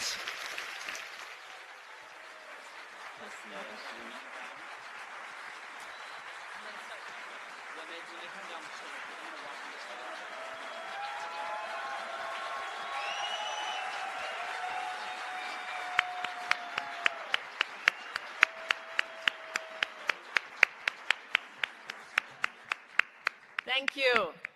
Thank you to our panel 2 speakers for illuminating the extraordinary role Iranian women have played in shaping resistance. Their leadership, sacrifice, and strategic vision have not only defied repression, they've helped lay the foundation for a democratic future. And now, moving on to segment 3, Voices of Iran. Shirin Nariman is a former political prisoner from Iran, human rights advocate, and entrepreneur. She holds a bachelor's degree in management, information systems, and has worked with leading wireless and financial corporations. As a business owner and lifelong learner, she continues to expand her knowledge in management and technology while using her voice to promote justice, and equality. Ladies and gentlemen, if I could have just a quick second, a special request that the video you are about to see is from individuals coming from inside Iran. They have risked their lives in order to speak to you today, and therefore I would request that you please not record their images or take any pictures or spread it on social media. Again, it comes at great risk to them to send these messages to us today, and I would appreciate your cooperation. Thank you.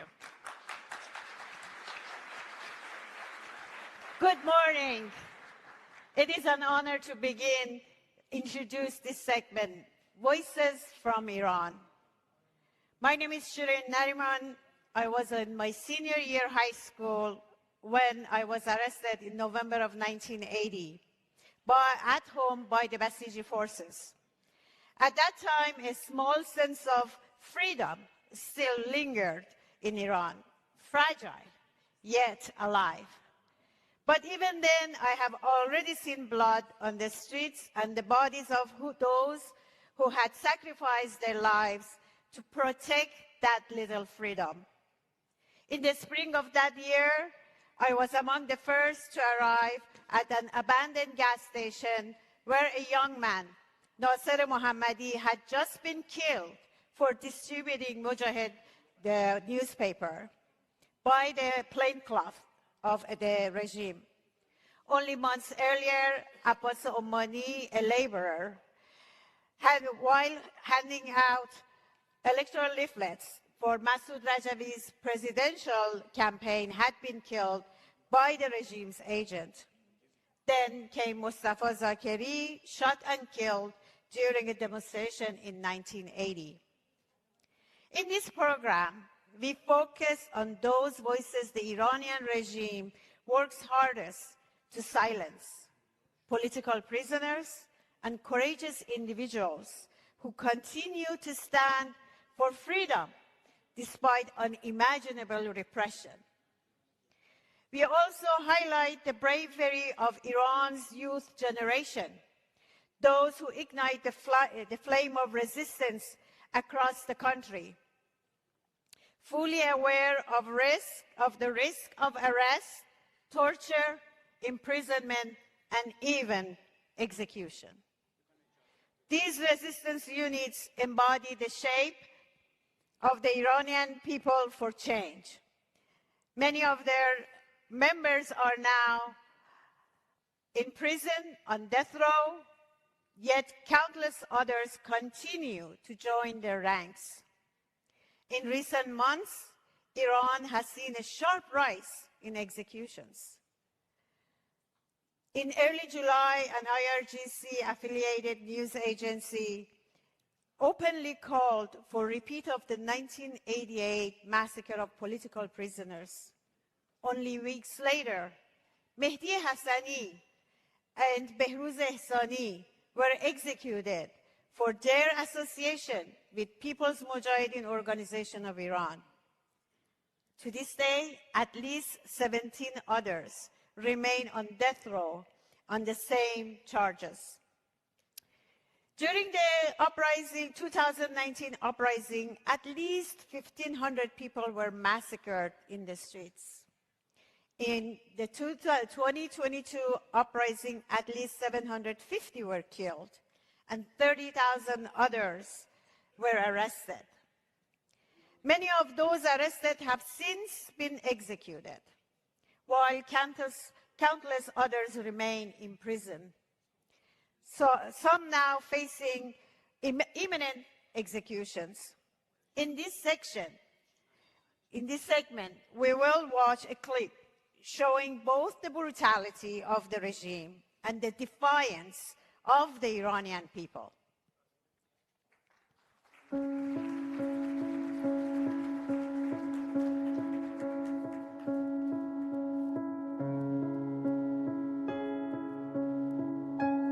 Since the 1980s, thousands of members and supporters of the MEK were executed in prison silence. The wound never closed. Decades passed, yet the cycle endured. Arrests, prisons, executions, confronted by a will that refused to fade. In every dark turn, a network of brave hearts kept the flame alive. Where fear commanded, courage made a path. From 2017 onward, each spark met waves of detentions and indictments, yet every spark signaled continuation. In the 2019 uprising, more than 1,500 lives were taken.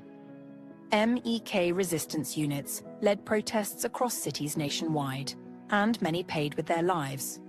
Hossein Amini of Kermanshah, Mohammad Javad Rostami, Mariam Nouri and Mortiza Nouri in Robat Karim, Mehdad and Mahmoud Dashtiniya in Behbahan, Ali Shahsavand and Mahmoud Valiolahi in Varamin, Sajjad Rezai in Malad, Shabnam Dayani in Shiraz, Behzad Moinifar in Isfahan, Vahed Alahi from Sonkor, and many more.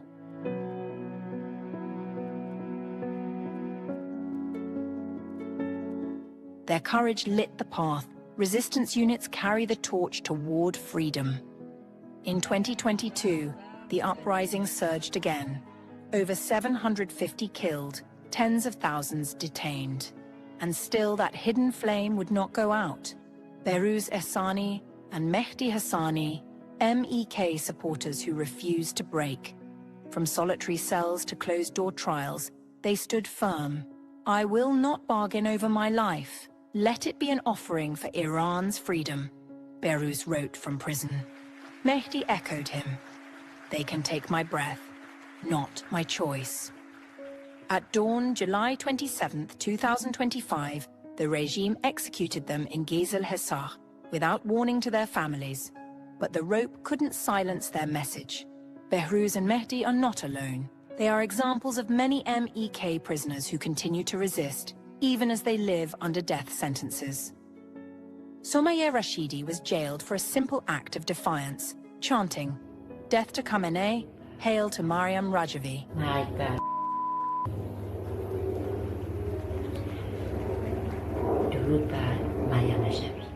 In Karchak prison, she had epilepsy.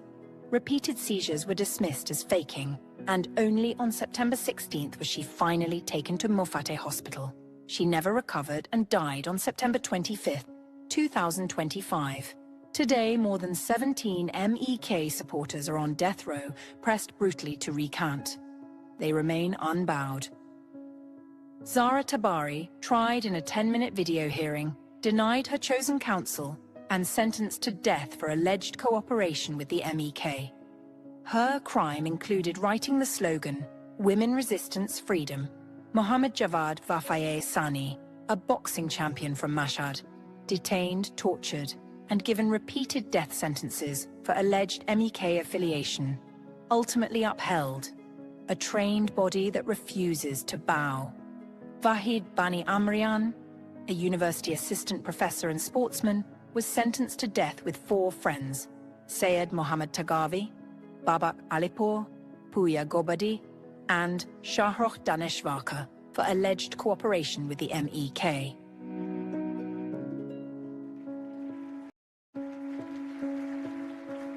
And the list goes on, sentenced to death for alleged ties to the MEK. Akbar Daneshvarkar, 59, Farshad Etemadi Far, 29, Ehsan Faridi, 22, Sayed Abdul Hassan Montazer, 66, Armin Farahavar, Gisa Vandani, 37, Alireza Merdasi, 52, Masood Jameh, 48, Hamed Validi, 45, Nima Shahi, 28, and Manusher Falah, 41. This is a story of presence, never named, yet everywhere felt, in each verdict for MEK support, in each cell, in every unbroken no. As long as one small light burns, the darkness is never complete.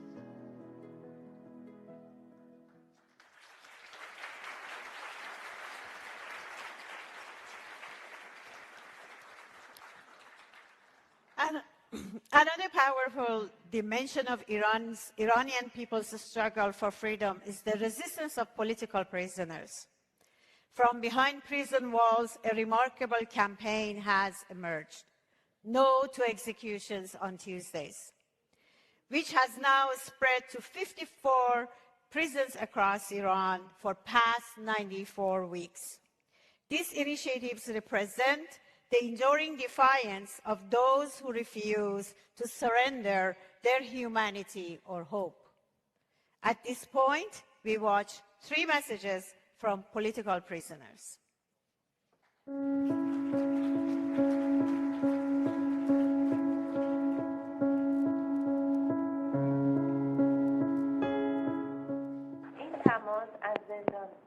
و تماس گیرنده زندانی می باشد. Dear friends, this is a voice calling for justice and freedom. They sentenced me to death penalty just by a single word called Mavi.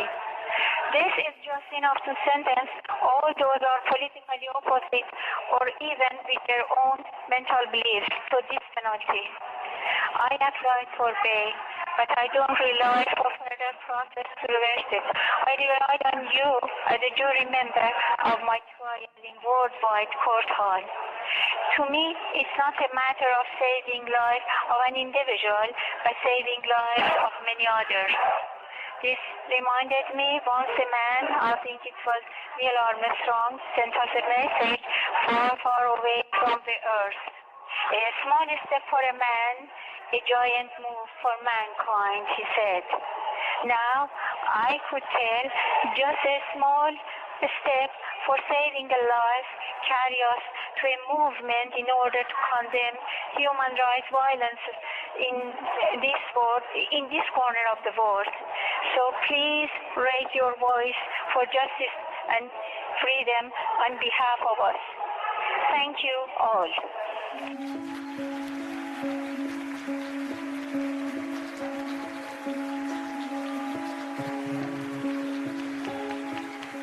Greetings in regards to the honorable participants of the Washington Convention.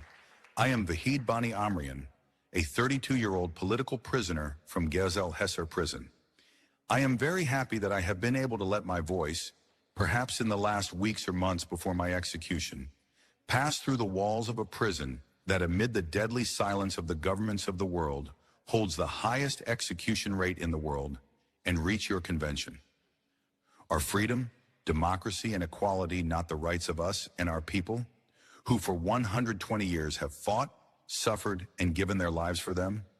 So I had to choose either a personal life or stepping onto the path of struggle, a path that required me to sacrifice everything.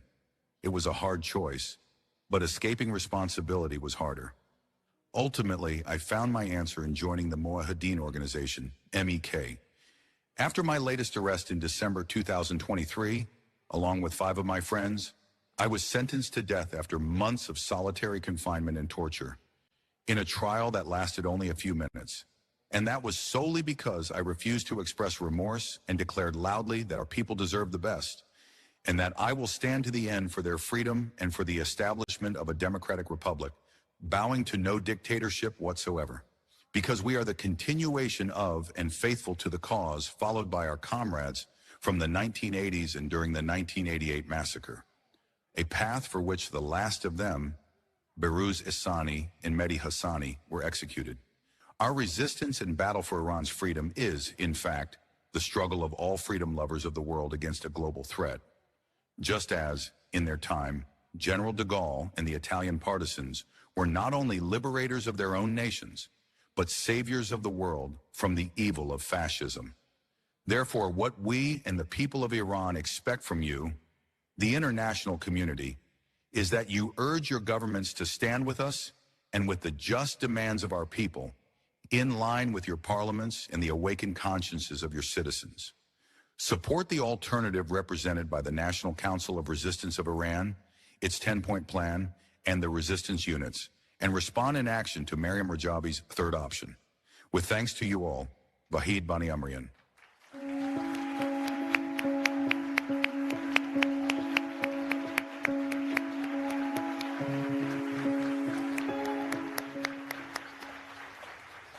با سلام و درود به کنوانسیون ایرانیان در واشنگتن.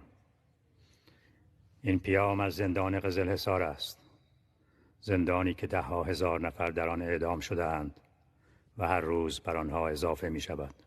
این تماس از زندان قزل حصار و تماس گیرنده زندانی می باشد. کارزار سه‌شنبه‌های نعب اعدام از بند سیاسی همین زندان آغاز شد و 20 ماه است که ادامه دارد و ادامه خواهیم داد. این جانب خود چند بار در رابطه با هواداری از سازمان مجاهدین دستگیر شده و جمعاً بیش از 15 سال را در زندان‌های مختلف با شکنجه‌های روحی و جسمی و سلول‌های انفرادی روبرو بوده و در یک زندگی توأم با ناامنی شاهد روزهای اعدام بسیاری از مجاهدان و آزادیخواهان بودم. اما باز هم اگر در معرض انتخاب مجدد قرار گیرم، در انتخاب این راه هرگز تردیدی نخواهم کرد. زیرا مردم ایران شایسته برخورداری از آزادی و زندگی شرافتمندانه با معیارهای انسانی اند. این تماس از زندان قزل حصار و تماس گیرنده زندانی می باشد. و سازمان مجاهدین خلق تنها امید مردم ایران برای سرنگونی رژیم ضد انسانی و استقرار جمهوری دموکراتیک و آزاد است. تردیدی ندارم که آن روز دیر نیست و من بارقه پیروزی را در چهره همرزمان زندانیم و کانونهای شورشی می‌بینم که محکم و استوار و بیباک ایستاده‌اند و حتی احکام اعدام هم نتوانسته در روحیه مقاوم آنها کمترین تزلزلی ایجاد کند. همراه دیگر یاران زندانیم برای شما در این کنوانسیون آرزوی موفقیت می‌کنیم و خطاب به دولت‌های خارجی می‌گوییم که در کنار مردم ایران قرار بگیرید و از آلترناتیو معتبر و دموکراتیک شورای ملی مقاومت که ائتلافی از نیروهای مختلف است حمایت کنید. تغییر این رژیم ضرورت صلح و ثبات در منطقه خاورمیانه است. با تشکر و درود به همه شما. علی معزی، زندان قزل حصار، آبان 404.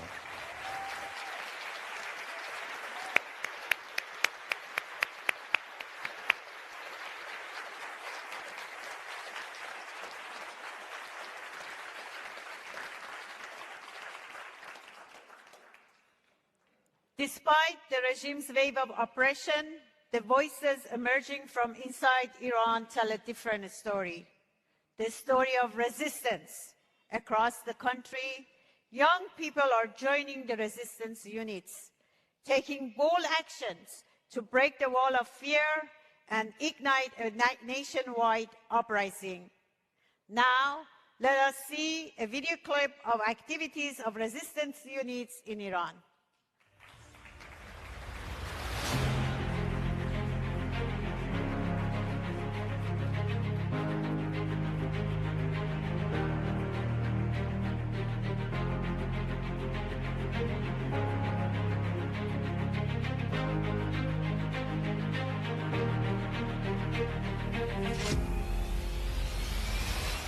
In 2014, a spark was lit, and it has grown into a powerful movement.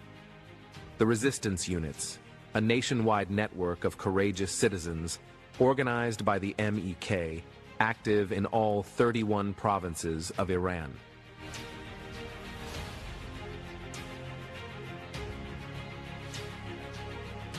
These are not distant voices.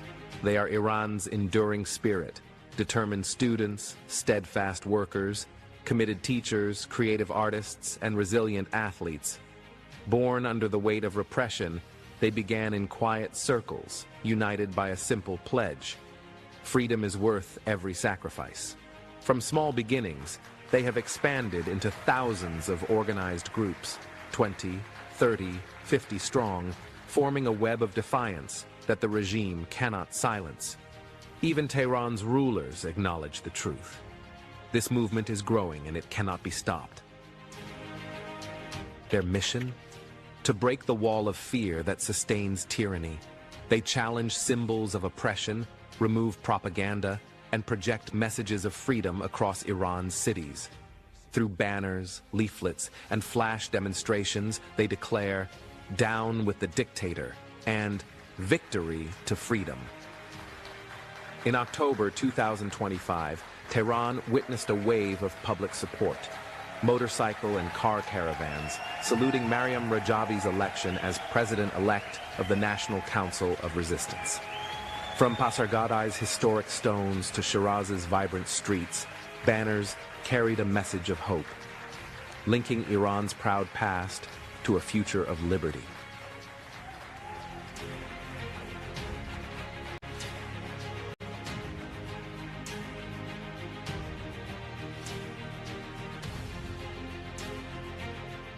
Every act, quiet or bold, is part of a deliberate strategy. Embedded in society, these networks coordinate through secure channels, synchronizing efforts from Tehran to Tabriz. They weaken the regime's machinery of fear and inspire millions to move from silence to action. Even the regime admits its concern. Their own words confirm the resistance unit's impact. یک مثلثی در این قضایا فعال بوده است. پادویش هم مربوط به سازمان منافقین بود. از ماه‌ها قبل اینا آماده بودن. شما نمیتونید از یک جریان علیه انقلاب و عناد با نیروهای انقلاب یاد بکنید و جای پای جریان نفاق رو در اونجا نبینید. در رأسش گروه‌هایی که منافقین که بیشترین نقش رو در سازماندهی این حوادث او کار انجام میداد.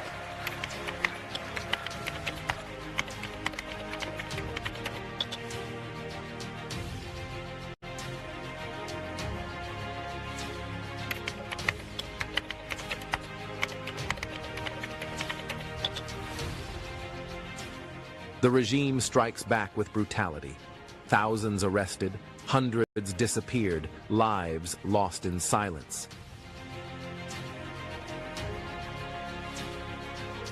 Yet from this suffering, the resistance units emerge stronger. Since the 2022 uprising under the banner Women, Resistance, Freedom, a new force has risen, proving that the end of tyranny is inevitable. To Iran's daughters and sons, they are a living promise. Freedom is not a dream, it is a destiny within reach.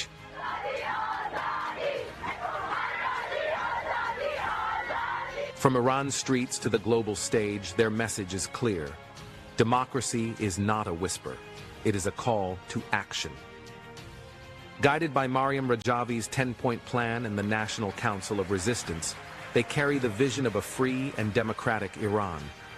Out of decades of struggle emerges a united people, resilient, determined, victorious. The dawn of freedom is breaking.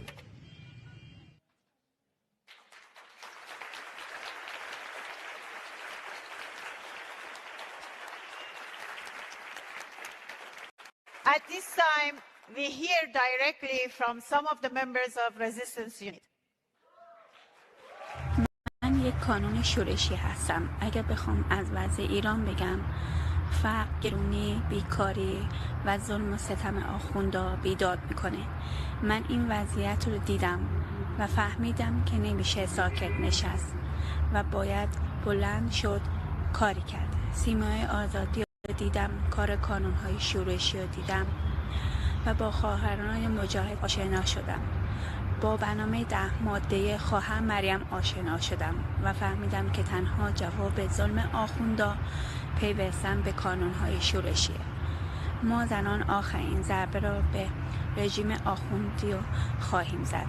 ما یگانهای رزمی خواهران را تشکیل میدیم و این رژیم را با حمایت شما و با تلاش‌های شما در خارج از ایران سرنگون می‌کنیم. پس همه با هم حاضر حاضر حاضر.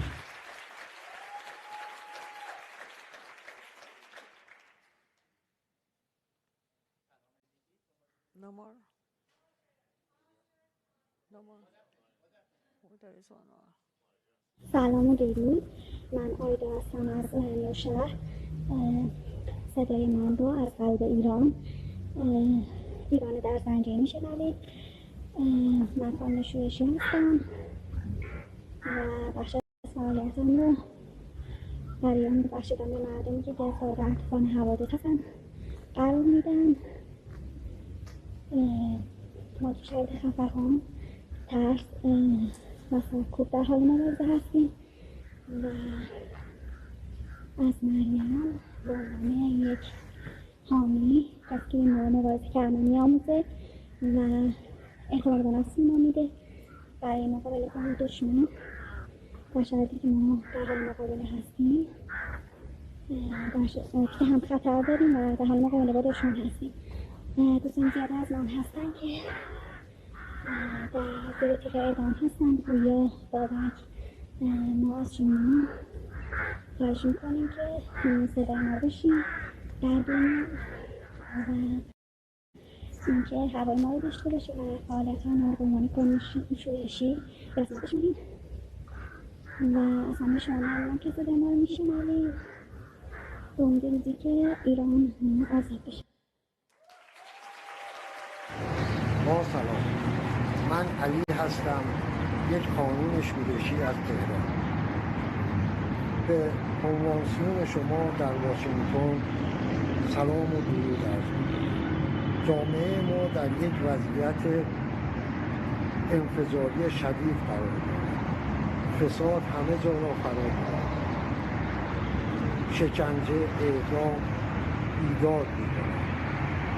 ما با پذیرش خطرات مقاومت می‌کنیم، چرا که می‌دانیم آزادی را به کسی در سینه طلایی تبدیل نمی‌کنیم. ما باید خودمان آن را به دست بیاوریم. ما از خانم مریم رجوی یاد گرفتیم که هیچ سدی نیست که نتوانیم از آن عبور کنیم. با شعار میتوان و باید که حاضریم بهای آن را بپردازیم و به یمن وجود سازمان مجاهدین خلق ایران یک مقاومت گسترده و سراسری علیه رژیم وجود دارد. این مسیر انسان‌های بسیاری شکنجه شدند و ده‌ها هزار نفر جان خود را فدا کردند. نسل ما ادامه دهندگان راه شهدای 30,000 سربدار قتل عام سال 1367 است. یک بار دیگر برای کنوانسیون شما آرزوی موفقیت می‌کنم و از شما خواهانم صدای ما را در صحنه بین‌المللی باشید و خواهر مریم عزیز را یاری کنید. با درود مجدد به شما، به همه شما حاضران در این کنوانسیون موفق باشید.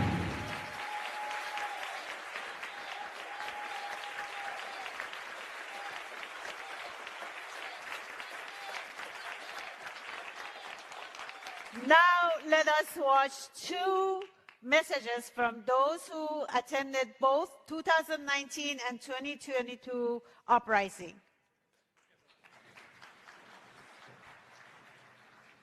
Ladies and gentlemen, greetings to the Grand Convention of Iranians in Washington.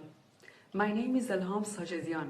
I am from Shiraz, one of the major centers of the uprising in Awan 98, November 2019. Speaking about the youth of the uprising is for me deeply connected with those young people who under both dictatorships of the Shah and the Mullahs paid the price for their people's freedom. My father Muhammad Sajedian, during the Shah's dictatorship, tortured and imprisoned for years by Savak agents. At that time he was about 25 years old. Under the dictatorship of Mullahs, my father was arrested, tortured, and then only 15 days later executed publicly in the main square of Shiraz for supporting the People's Mujahideen Organization of Iran when I was only 2 days old. He was 34 years old at the time of his execution. My uncle Jalal Sajedian was also executed by firing squad 2 years before my father at the age of 20 for supporting the same organization. They even forced his father to pay for the cost of the bullets, and they did not allow the names of these loved ones to be inscribed on their gravestones. Ladies and gentlemen, the silence of those years paved the way for the continuation of the clerical regime's murderous genocide to this very day. Today, we mark the anniversary of 2019 uprising. In that uprising, the main slogan was "Death to the principle of the supreme leader's rule." Many streets of Shiraz were liberated. In recent years, the youth and especially the women of Iran have been at forefront with remarkable courage and growing courage every day, uprooting these criminals from our homeland. We say no to the disgraceful policy of appeasement and dealing with the mullahs. We say no to war and destruction. We say yes to the freedom of Iran by its people and their organized resistance. Hazir, Hazir, Hazir.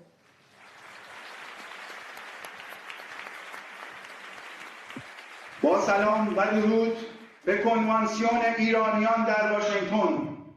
من حسن امانی هستم، معروف به فرزاد. از فعالان قیام 401 هستم.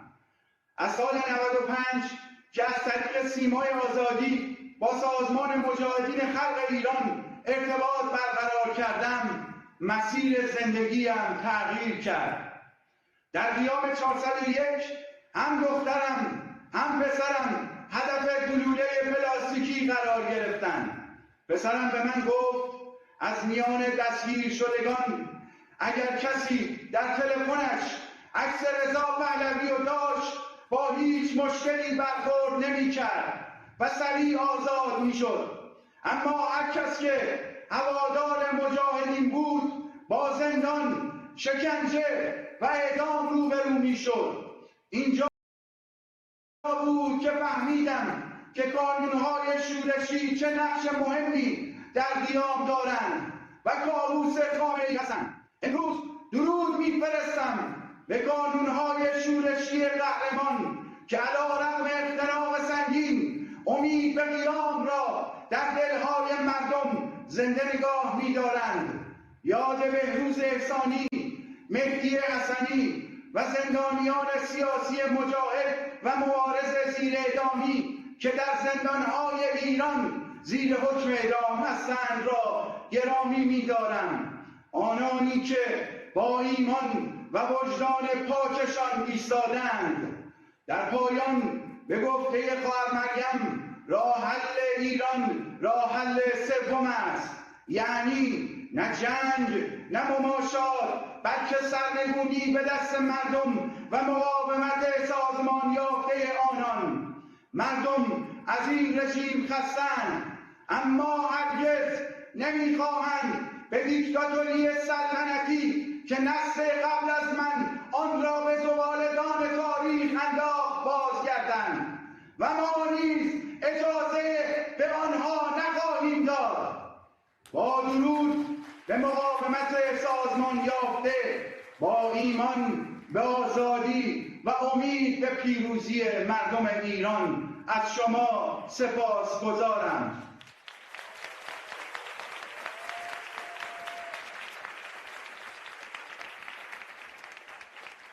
We heard from political prisoners and resistance units. They represent the courage and determination of a nation that refuses to submit to tyranny. It is time for the international community to acknowledge and support the legitimate right of the Iranian people and the resistance units to combat regime's repressive forces, especially Revolutionary Guard. It is time for the world to recognize the undeniable will of the Iranian people for meaningful and lasting regime change in Iran. Thank you.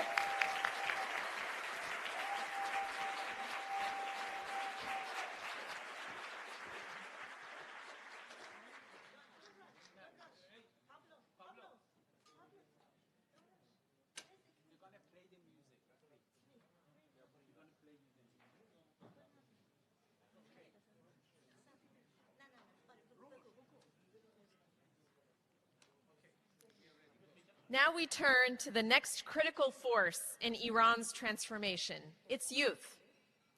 Panel 4, the power of the youth in driving change in Iran.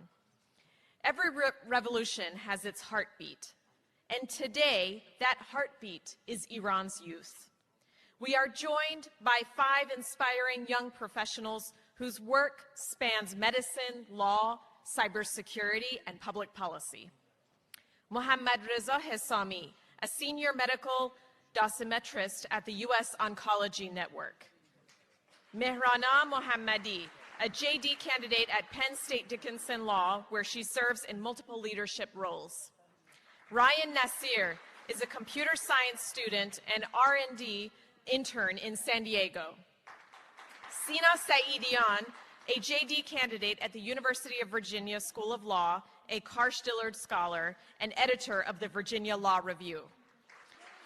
The moderator for this panel is Nicole Shariati, a cybersecurity consultant based in Denver, Colorado, with a degree from Georgia Tech. Please join me in welcoming our 4 speakers. And before that, I would like to invite all of us to view a video clip of the most recent gathering of the youth in Paris.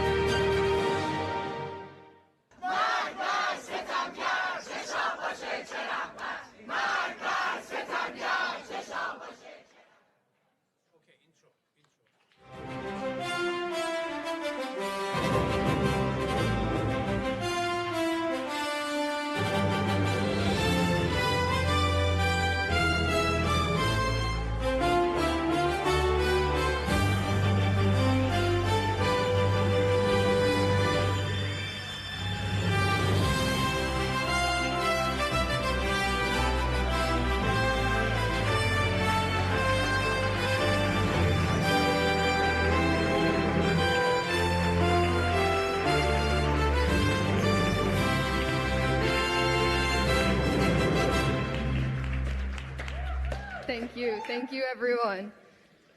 Can we please take a moment to thank the people in Iran for sharing their messages earlier before this panel? Please, thank you.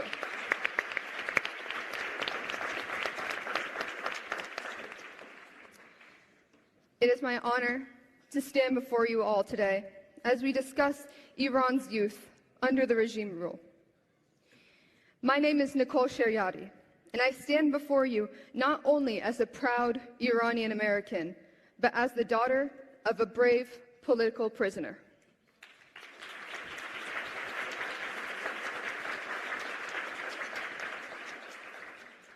My father was imprisoned for daring to speak the truth, for demanding the very freedoms that this regime has stolen from generations of Iranians.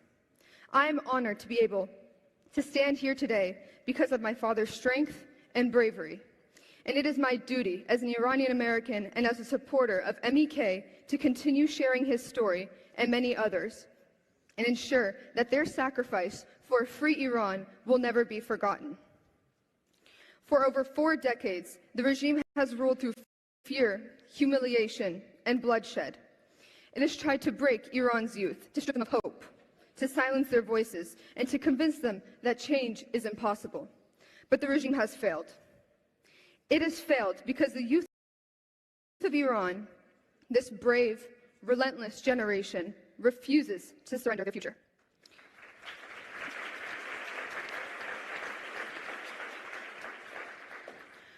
From shuttered universities and censored media to the brutality of the police, this government has done everything in its power to suffocate free thought.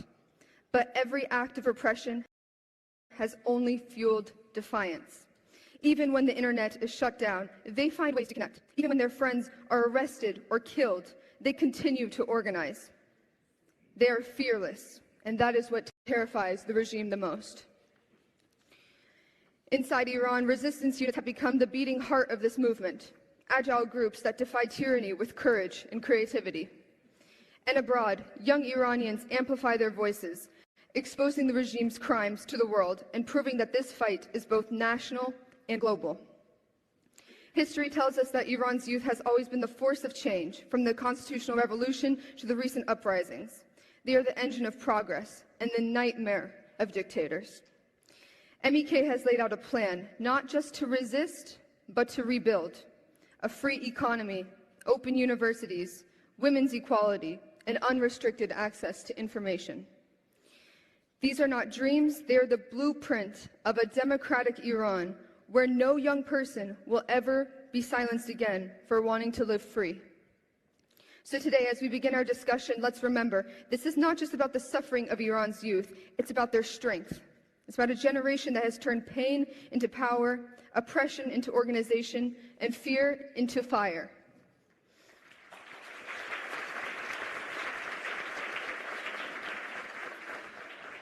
With that, it's my honor to introduce our panelists to hear their insights and experiences and to honor the youth who continue to risk everything for a free Iran. I'm honored to invite Mohammad Reza to the floor. He stood at the forefront of the 2008-2009 uprisings in Iran, witnessing history in the making.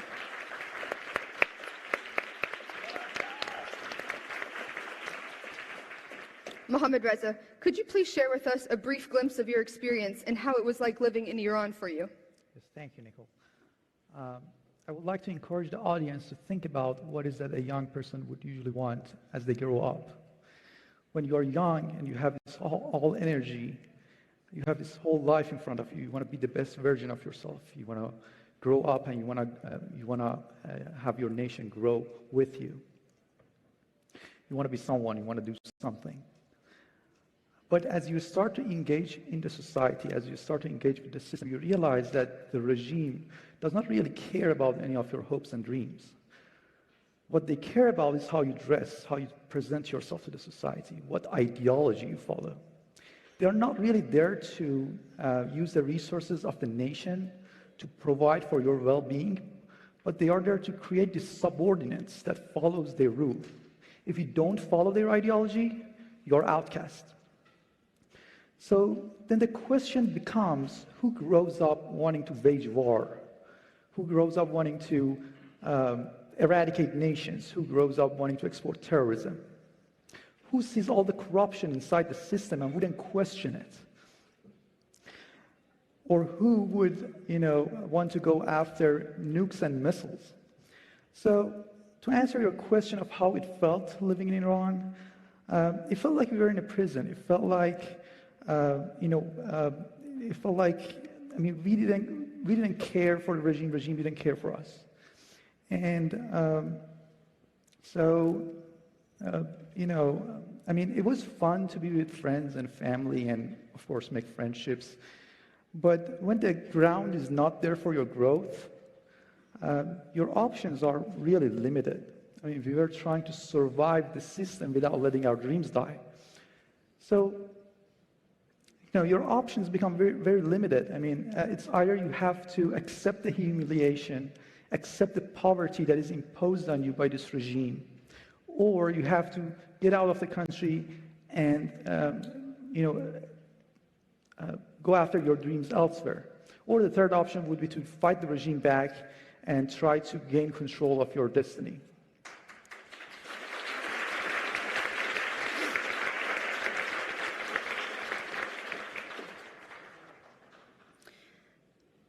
So you mentioned the humiliation of the youth. Why do you think the regime keeps suppressing the youth when they know continuing this path will create a population that grows to feel alienated and deeply discontent with them? Yeah, see, Nicole, the moment that this regime stops harassing the Iranian people, the moment that people don't feel afraid anymore, that's the moment that this regime has to answer some really serious questions as why the nation is on the trajectory that it is today, as why people are becoming poorer and poorer every day, and as why is that we kill people and we put people in prison for expressing themselves, for wanting something else, for having different ideas.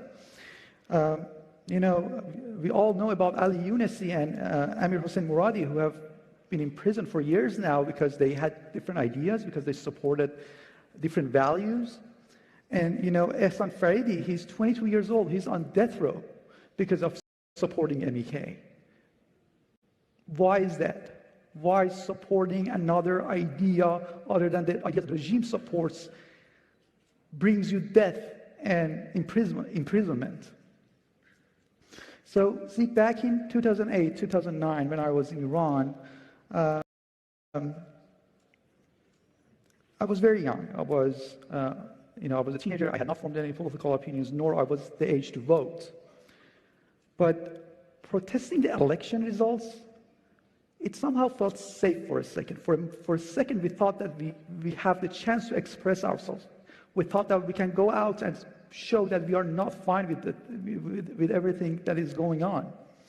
It was on that very moment that I was out, my neighbors joined, my friends were joining, and then the rest is history. You saw millions and millions of people on the streets protesting this regime. So the regime knows this. They are not going to allow for, mass demonstrations. They have failed everything. They have failed the economy, they have failed politics, they have failed foreign policy, they have failed internal management. The only thing that they haven't just yet failed is suppressing the Iranian people. So, it's no coincidence that Iran ranks number one among the nations who kills minors, executes minors. It's no coincidence that they have ramped up executions because they are afraid of the people. I mean, the Mashhad Friday prayer leader, he said it the other day. He said, we are not afraid of a foreign army. We are afraid of a nation, of a generation that no longer believes in us. And that is exactly why the regime is not going to stop suppressing the Iranian people.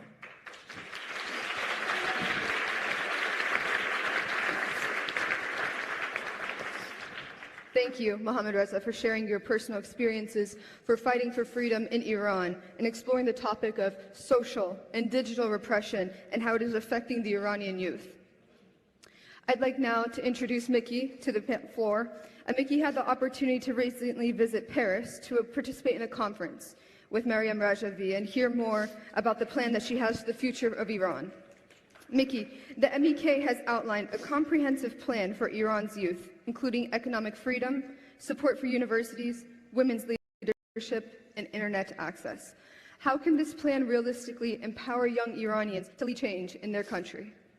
Yeah, well, first of all, thank you. Thank you for everyone being here and taking the time to listen to what we have to say. The event in Paris was amazing. It was a wonderful experience. The energy and the atmosphere among everyone, especially the youth and the Youth Congress, was incredibly motivating and refreshing. And Maryam Rajavi did an excellent job at explaining her plan for empowerment. She began by emphasizing the need to dismantle the many IRGC monopolies, the very monopolies that have strangled the economic potential for the youth. Their stolen assets must be reclaimed and turned into a youth entrepreneurship fund where empowering young Iranians to create, to build, and to think. The goal is to promote economic independence. She also discussed the importance of having free universities to restore campuses as centers of thought rather than tools of ideological control by the regime. And I think it's really important that students are the center of freedom and have these forums to associate in dialogue and create scientific hubs to, like I said, think, to question, and to create. And most importantly, she reiterated and highlighted that guaranteeing women's leadership is essential to carrying out her plan for equality and inclusivity. The compulsory hijab and all degrading laws against women will be repealed and replaced with laws that actually empower them.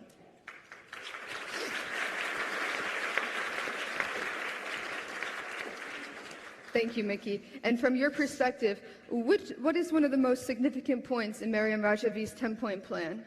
Yeah, I mean, I would like to preface by saying all of Maryam Rajavi's points in her plan are interconnected, meaning none can meaningfully exist without the other, and therefore we demand all of these rights together because they collectively define a genuine and free democracy that we truly seek.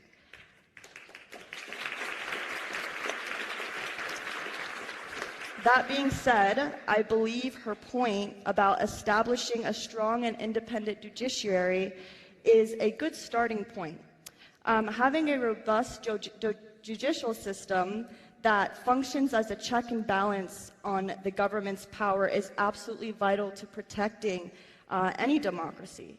The Iranian regime has gone unchecked for decades, as we've heard today, and in Iran we've seen how the government often suppresses dissenting voices under the common pretext of national security, even targeting those who simply write articles or publish them speaking out against the Iranian regime. And having a strong judiciary is vital to protecting this democracy. And as a student of law, I believe that the rule of law and this foundation of a just and free democracy is essential. And I have seen how it can either dismantle or uplift certain groups of people. And this goes hand in hand with the idea of the separation of church and state. And in this context is for why we advocate for a secular system of values, what can be referred to as secular religion, where freedom and principles of equality are based on human rights rather than one person's interpretation, we should say, of religion. And such systems ensure that justice and governance remain impartial, which is very important in allowing everyone to freely live under the law. And religious doctrine such as Sharia law that is very, very much prominent in the Iranian judicial system cannot coexist with any sort of impartial judicial process or democratic governance as a whole. So all of those things really hone in on the separation of church and state and the freedom of expression. Thank you, Mickey.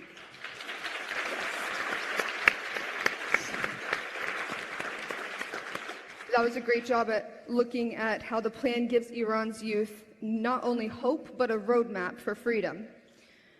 But plans alone don't bring change. The people do. And it's the brave young Iranians risking their lives every day who are the turning point that bring that vision into action. And so, Ryan, this brings us to those heroes that are on the ground today, the resistance units. How have these groups reshaped youth activism and the broader fight for freedom in Iran? Well, thank you for the question, Nicole. As you know, one of the main themes of this convention has been the resistance units inside Iran. And as Mohammad Reza mentioned, when a regime that executes is the highest per capita executioner of minors, the response of society has been to fight the regime with fire and join the resistance units, and it's ever so expanding and growing every day. So I would frame the resistance units as the tip of the spear of society inside Iran. They are deeply embedded within society. They are the nurses, the students, the doctors, the workers, and the youth of Iran. They operate across every single province of Iran, and especially within the few past years, they have especially expanded due to the 2022 uprising, which more than 3,600 of them were arrested. And despite these immense challenges, they have continued to grow and thrive within Iranian society. They are part and parcel of society itself. I would say that the resistance units are really the guiding beacon of hope and light for the Iranian people in a land full of darkness where the clerical regime rules. And every day, as Mohammad Reza mentioned, the regime doesn't allow freedom of expression. It doesn't allow your basic rights to be expressed. So these resistance units, they carry out daily acts of defiance. They target centers of repression. They write slogans on the wall. And while these acts, we may see the final result as just a slogan on the wall, it is not simply just an act of defiance. It's a statement that someone dared to do this, that it's more than just that slogan on the wall. It shows that someone is willing to stand up to the regime and show that the regime is not 10 feet tall. It is a dictatorship on its last legs. It's weak and afraid.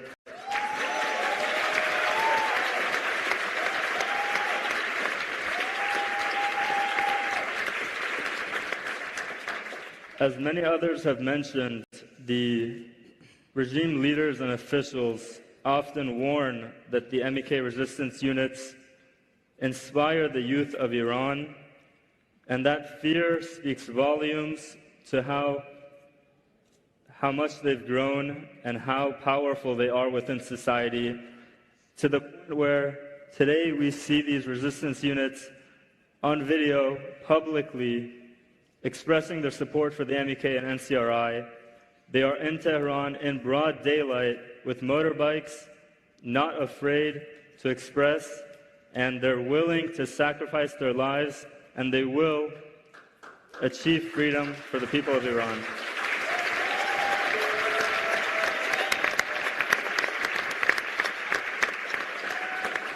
And lastly, my last point would be that despite the censorship, the executions, the prison sentences, the regime has failed to break the people's will, and the spirit, and there's a new spirit in this new generation that is rising, the regime cannot crush, and this will lead to the regime's downfall.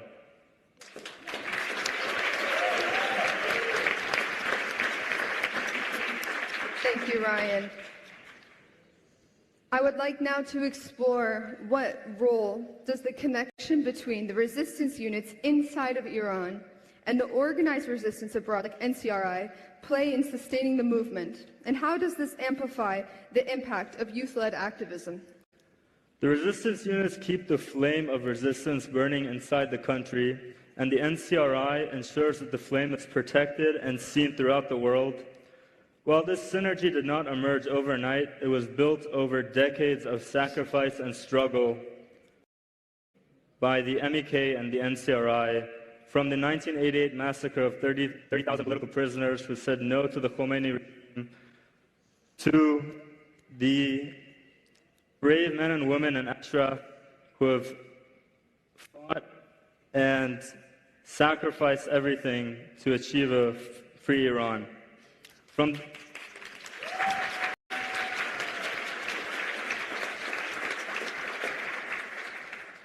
the early days of confronting the regime, the MEK and the NCRI have created the political, social, and ideological groundwork for today's freedom movement.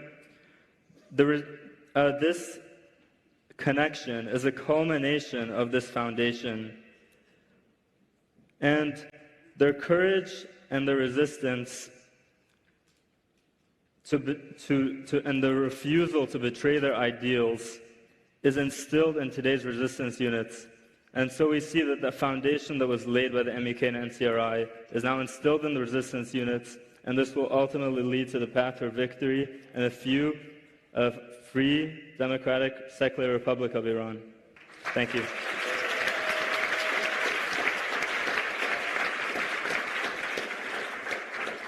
Thank you, Ryan, for giving your insight on how the resistance groups play a huge part in our movement. I would like now to move to Sina. Sina, you're pursuing your JD to become a lawyer here in America, dedicating yourself to justice and the rule of law. I'd love to turn to you to explore that vision for Iran's future. Why are young Iranians committed to regime change as opposed to incremental social and economic progress, and how can that change be accomplished? Thanks, Nicole. I think that's a very important question, because when we talk about regime change, it's important to acknowledge that it is a serious inquiry. It's one that has significant costs, and that burden has to be carried by the current generation of Iranians. So I think, as Mohammad Reza was outlining earlier, the landscape right now that young Iranians see is very bleak. These are people who are incredibly bright, incredibly motivated, but have grown up knowing nothing other than repression and terrorism. And how has that manifested itself? It's manifested itself in things like off-the-rails inflation upward of 30 to 40% annually, unemployment levels skyrocketing, lack of educational opportunities, all of that coupled with significant thought policing by the MOIS that we see in things like people like Ali Younesi and Amir Hossein Moradi, who have been swept up out of their universities for nothing other than the thought crime of supporting the MEK and daring to think about the idea of freedom and the separation of church and state. And so against this landscape, I think Iran's youth see no hope for progress within this current regime. They've been fed lies over and over again from people like Rafsanjani to Khatami to Rouhani, now Pezeshkian, calling themselves reformists, promising one more election we'll moderate, one more nuclear deal we're going to moderate, we'll give back money to our people, but none of this ever happens. And yet, each election only results in more and more repression. And we saw the charts earlier this morning with, under Pezeshkian's rule, a so-called moderate, we've had over 1,500 executions, an increase of tenfold over what we were seeing earlier in the century. And so this reflects a regime that is afraid of its people, but also a landscape that cannot be moderated, cannot be improved. And so the individual cause of any given uprising might come from a variety of social ills. For example, in 2009, it may have been because of the election fraud. In 2017, it may have been because of oil price shocks. In 2022, we of course know is because of reaction to the morality police's killing of Mahsa Amini. But very quickly, each of these uprisings radicalizes overnight into a cohesive nationwide call animated by chants like death to Khamenei, down with the dictator, down with the oppressor, be it the Shah, be it the mullahs. This reflects an understanding among Iran's youth that the individual cause of one grievance might be an economic problem, it might be a social policy, but the root cause of all of their grievances is a regime that is filled with corruption, terrorism, and oppression at every single level, and the only solution to that is to take it down and replace it with a truly pluralistic democracy.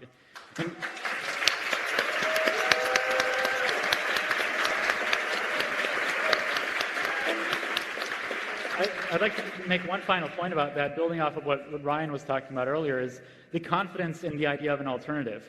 You know, regime change and going out in the streets, it takes a lot of sacrifice, and I think the reason that we see successive uprisings, even despite all the imprisonment, all the killings in the streets, all the executions, Iranians are still willing to come out in the streets 1 year later. Why is that? It's because they have faith in an existing alternative in the form of the NCRI and MEK.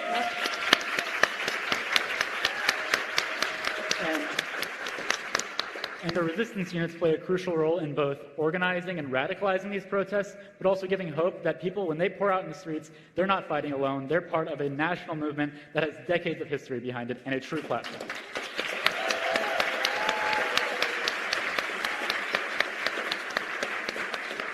Thank you, Sina. And why do you think that the MEK resonates with young Iranians and their priorities for the future? I think the first part of that is to ask yourselves, what are the requirements of an alternative in order to have transition? You know, you have the downfall of the regime, but how do you actually facilitate a new government? And I think some of the elements of that are, one, you need a commitment to democracy. Second, you need an organizational capacity with international and domestic support. And third, you need the institutional guardrails to actually facilitate things like free and fair elections and the formation of a new government and new societal structures from the ground up. And when we look out in the landscape of so-called alternative movements, the only one that actually has a consistent platform to deliver on this has been the MEK. And a crucial part of this has been their steadfastness in their first principles and their commitments to democracy and freedom.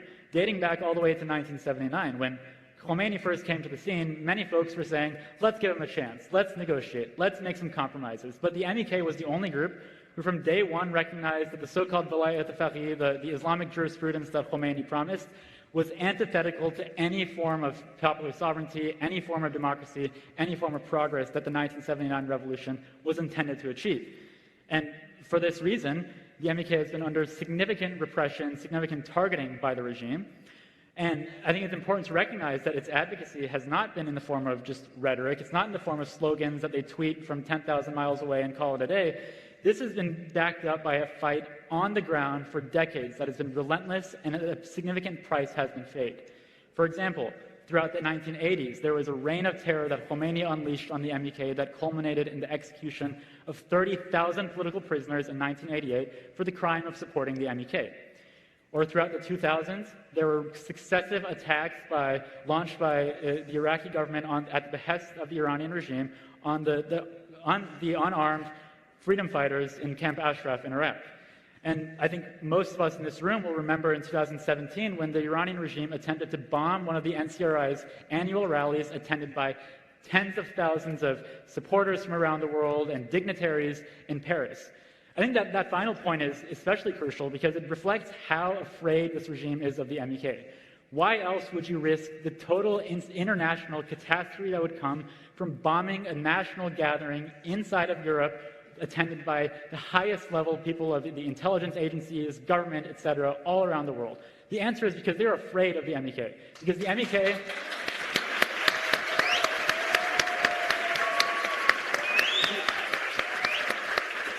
The MEK represents an unwavering commitment to popular sovereignty, to democracy that is at odds with everything the mullahs believe in. And that's why, just as they're willing to kill their own people to support proxies around the Middle East, they're willing to take the extra step of assassinating and targeting and intimidating peaceful organizers around the West because they want to try to intimidate and suppress the MEK, but they have failed. And at every step of the way, the MEK has grown in support, just as we see in the uprisings. Each wave gets more radical, gets more widespread, and I think it's this stark contrast to the fake opposition movements we see in things like social media, who have no principles and use these uprisings to promote themselves and try to take advantage of what's going on inside of Iran to anoint themselves the unelected leaders of the Iranian people. I think an example of that we're all familiar with is the son of the so-called Shah, who's been living in luxury for the past several years and now suddenly decides to surround himself with a cabal of ex-reformists, ex-regime insiders, ex-Savak agents, to anoint himself whether it's one day the so-called monarch, the crown prince, etc., of the regime. But these are deeply unserious people who do not have a vision, and Iranians do not want to go back to the monarchy of the past. They are willing to go forward, and they want to make that change. Thank you, Sina. Thank you. I'd like to now turn to something a little bit more personal. And maybe we can spend 1 minute each with the remaining time that we have. But for each of you, what was the defining moment that pushed you to join MEK? What experiences or these realizations brought you here today? And we can start with you, Mohammad Reza. Sure. I think being a part of the movement is really about the values that you share, the vision that you have, and the things that you believe in. So I think, if you look at Maryam Rajabi's 10-point plan, I've always been for freedom of expression. I've always been for separation of church and state, and I've always been against the death penalty and single-party rule. So in those terms, I think I've been a part of this movement long before I consciously make a decision to become a part of the movement. I think I share this with a lot of people inside Iran. But if the question is when I consciously made a decision to become a part of this movement was not until after I left Iran, when I realized that the second option that I was talking about earlier, to leave Iran and just live your life elsewhere, was not any less humiliating than living inside Iran and not saying anything. I think that was a turning point for me. I would wake up every single day to the news of family dispersed, someone experiencing undue hardship, and someone being beaten on the streets or executed, and I just couldn't. I couldn't create this bubble for myself outside Iran, thinking that if everything is fine in this bubble that I've created for myself, my people are fine. I couldn't do that. Thank you. Thank you, Mohammad Reza. Nikki? Yeah, I mean, a lot of what Sina said is a big part of why I support the NCR and the MEK and their neighboring organizations, is because they have a legitimate framework that actually enables a democracy. Because when this regime falls, because it will fall, when it does, what's next? If we leave this space for another Khomeini, another mullah to enter in, we failed as a movement. And I don't believe that this movement has that in them. I think that a lot of Maryam Rajabi's 10-point plans are pillars of the United States Constitution. They are fundamental in carrying out basic freedoms of human right. And the main thing that I really like is, like I said, the legitimate framework they offer, but also we don't argue that, oh, when the regime falls, Miriam Rajavi should go in and be president, that we should take in governance, but we rather advocate for a temporary form of governance to ensure and mobilize a legitimate, permanent government that will stay and will carry out a true democracy. And I believe the NCRI does that very well. Thank you. Yes, thank you, Nikki. Ryan? Well, my mother was a political prisoner in Iran, and she was arrested at just 17 years old, and her and thousands of other resistance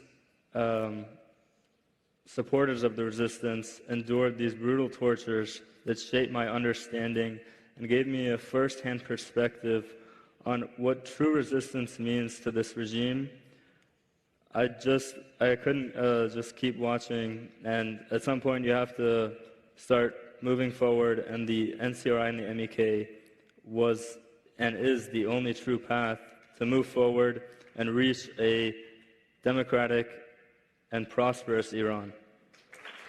Thank you, Ryan. Sina? You know, I'd say I was born and raised here in the United States, but I've had the good fortune of having an incredible upbringing by my parents who've shared many of the stories that they've experienced in Iran. And hearing the stories of folks who have endured suffering in Iran gives me a sense of an obligation to use the privileges and opportunities that I have in the United States to be a voice for them. And one of the things that's been very impactful in my life is I've had the opportunity, really the privilege, to meet many of the young members of the NCRI and MEK in Paris. And when you meet these people, it is truly mind-blowing. These are individuals who are very smart, very well-educated, many of whom grew up in Iran, were able to get out, move to the West, and they could have done anything with their lives, but instead they decided to commit the rest of their lives to fighting for their homeland. I think that reflects a true sense of passion for freedom, a true sense of commitment and selflessness. And when I'm sitting here, I feel an obligation to continue their fight, do everything I can, and I feel honestly, I would say one of the biggest honors in my life is the fact that I've been able to grow up around these types of people and also play a small part in carrying on their voice. And I'd love to... Thank you, Sina.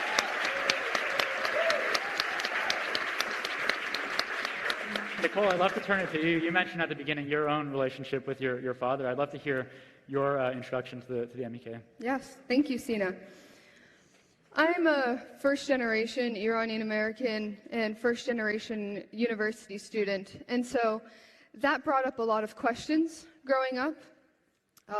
It came from, where's your father from? Oh, why didn't he go to university? And every single time I responded, without hesitation, he was a political prisoner fighting for freedom in Iran. And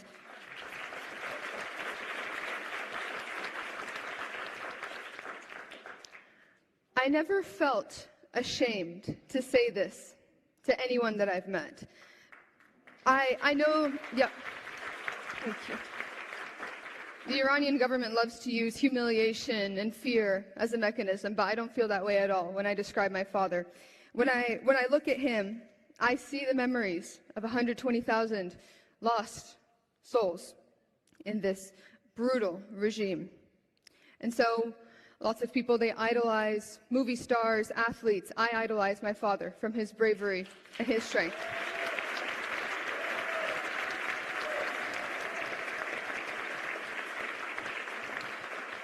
And so I find myself here today. It's not just my right, but it is my duty as a daughter of my father to continue this fight for a free Iran.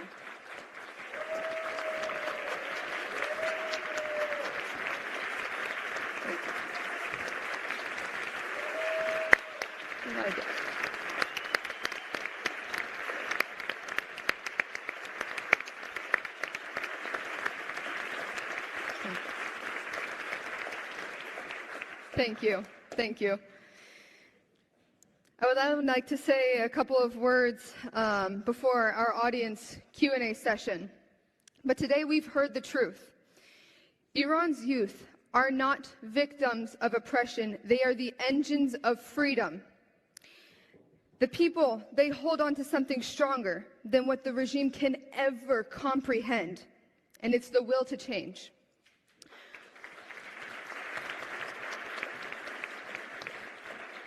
from the brave young men and women risking everything inside of Iran to the organized resistance abroad, a new Iran is already taking shape, one built on equality, democracy, and justice for all.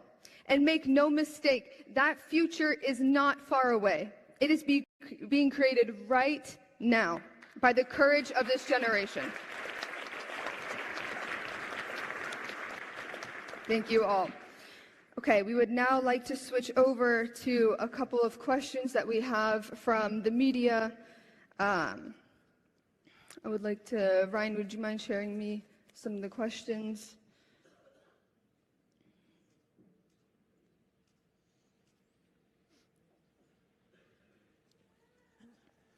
Okay. Well, looks like there's no media questions today. I think we answered it all. We did a good job. That's what I'm hearing. So, would like to thank you all again. Thank you. It is our honor to be here. I would like to thank all the panelists for sharing their stories. I really appreciate it. This is a huge for the movement. So thank you again.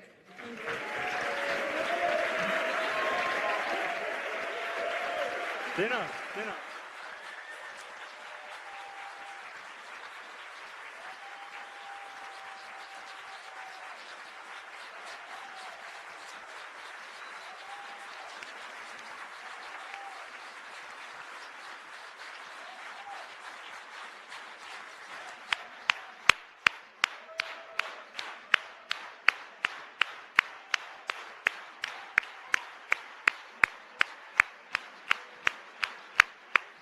Thank you.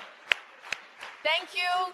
Thank you to our panel 4 speakers for reminding us that Iran's future is already being shaped by its youth, its courage, and its global voice. And now we turn to the question that follows naturally. How does Iran move from a dictatorship to a democracy? And that leads us to panel 5, Prospects for Change in Iran, the Plan for Transition. We're honored to welcome 5 distinguished voices with expertise in medicine, engineering, robotics, international relations, and software systems. We have Dr. Firuz Danishgari, Mr. Reza Nemovi, Dr. Behzad Raoufi, Ms. Farideh Siddiqui, and moderating this panel is Dr. Saeed Sajjadi.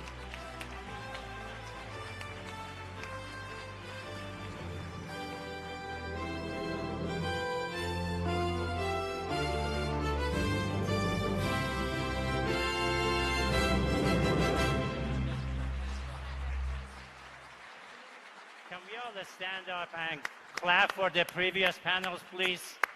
Panel of women, panel of the scholars, Dr. Kazem, and the youth panel. They did a great job. And standing up will flow your blood through your body as well.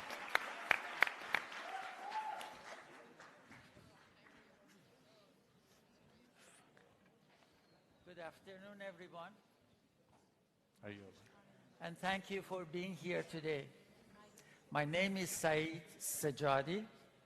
Today's panel, Prospects for Change in Iran, the Plan for Transition, will discuss the realistic pathway to democratic change in Iran, as well as the future outlook after the fall of the mullah's regime. We're joined here by 4 distinguished panelists who bring thoughtful and diverse perspectives onto this conversation. Our first panelist is Dr. Firuz Danishgari, a brilliant surgeon scientist. He's held professor and chairman positions at Upstate Medical University in Sunny and Case Western Reserve University, and he is the founding director of a fellowship program at Cleveland Clinic. And the next, Farideh Siddiqui, a software engineer. She earned her master's degree in computer science from California State University, specializing in software systems. At Cisco Systems, Farideh worked on performance and reliability testing for telephony and The next is Reza Nemovi,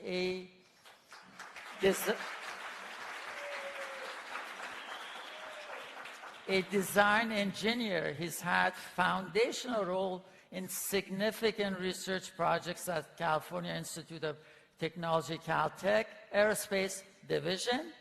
He combines mechanical design, actuation, and control with a mission to push boundaries of robotics that can fly, drive, and morph. Dr. Behzad Raoufi, a NASA scientist.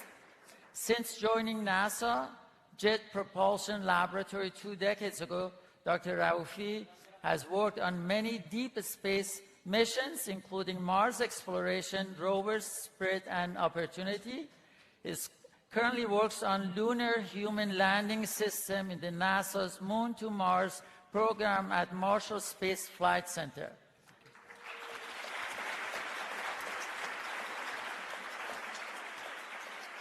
And a bit about myself. I majored in chemistry, biology, then attended medical school, did training in internal medicine residence programs for the past 2 decades. I have a private practice in aesthetics. Currently, I conduct a research at Harvard University in international field on the subject of secessionism and autonomy. Thank you. Now, please let me start our discussion with a brief opening remarks on the topic.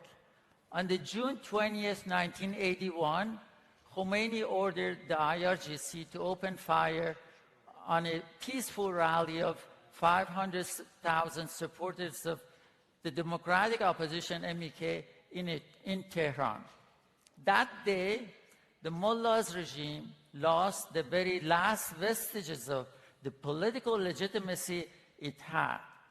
The next day, the struggle to overthrow the regime began. At the time, MEK and a month later, NCRI were alone in that fight.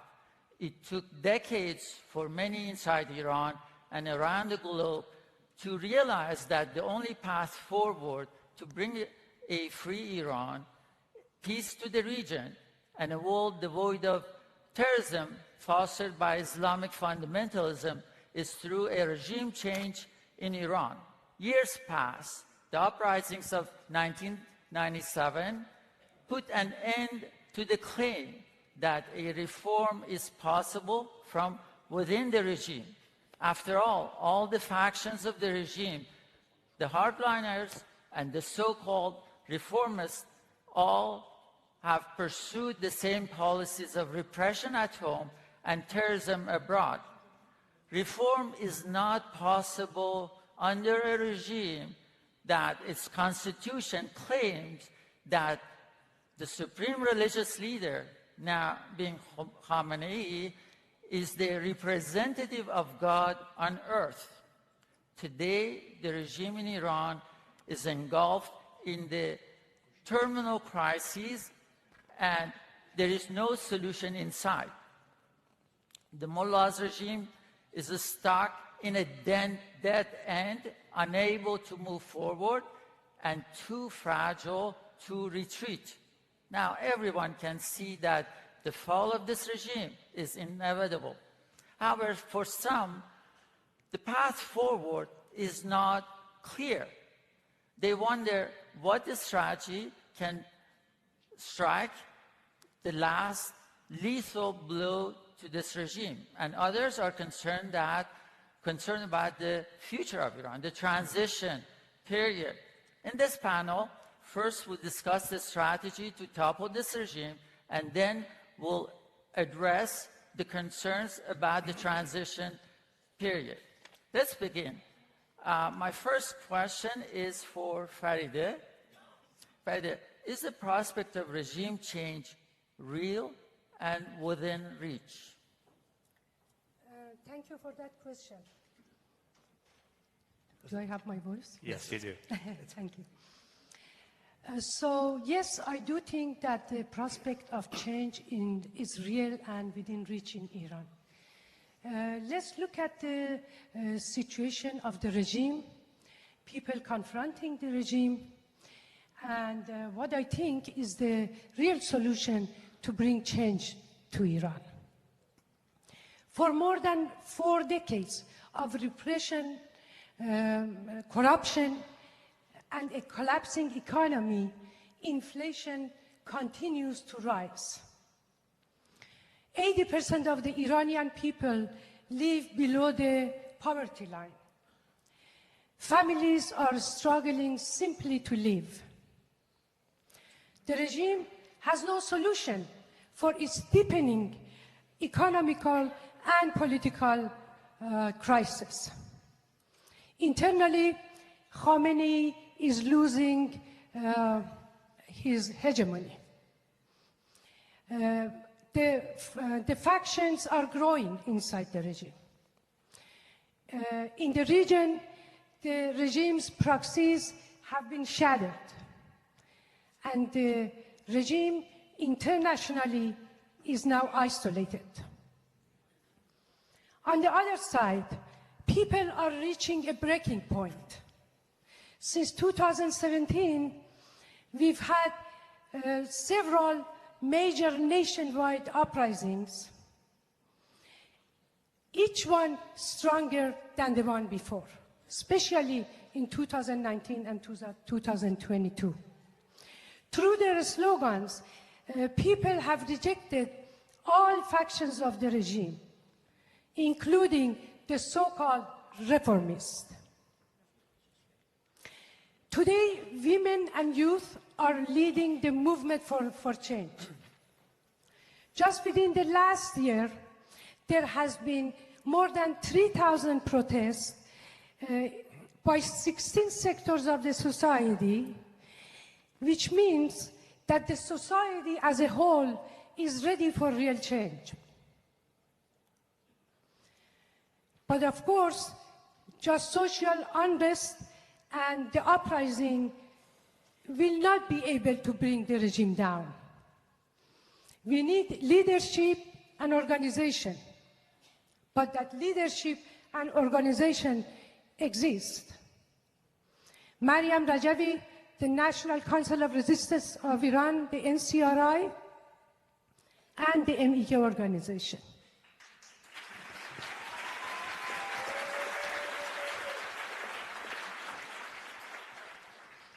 Since 2017, the MEK resistance units have expanded rapidly.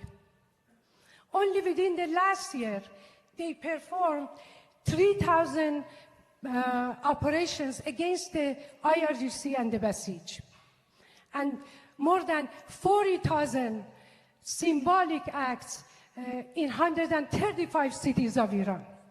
So yes, the resistance units are spreading all over Iran.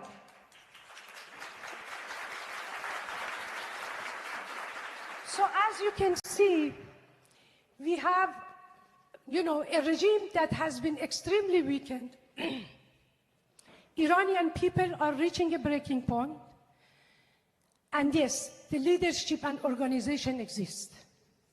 That's why I think, yes, the regime change is real and within reach.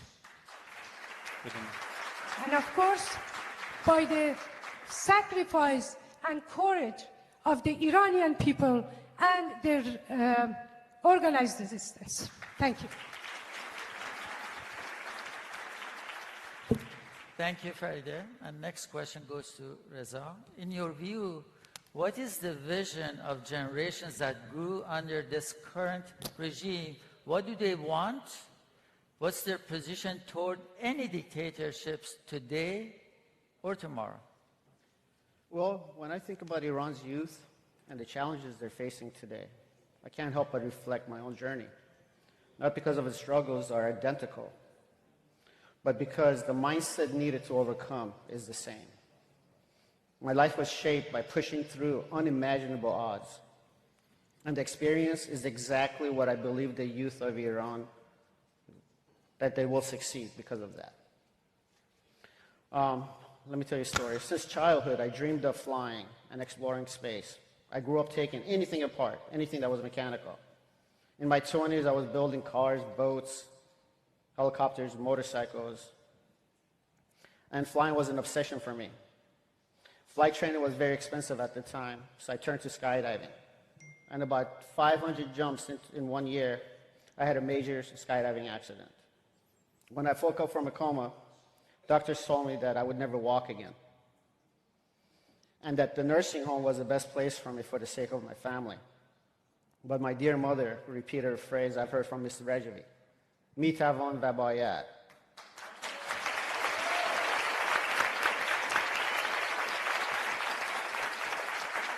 It translates to you can and you must. I refused to give up, and after a year of going in and out of hospitals, and another 4 years in a wheelchair, I learned to walk. So I went back to school because I don't want to give the second chance I was given. Studying aerospace was very challenging, brutal, and the professors told me that I should lower my expectations. I didn't. So today, I'm one of the lead engineers at Caltech, designing AI.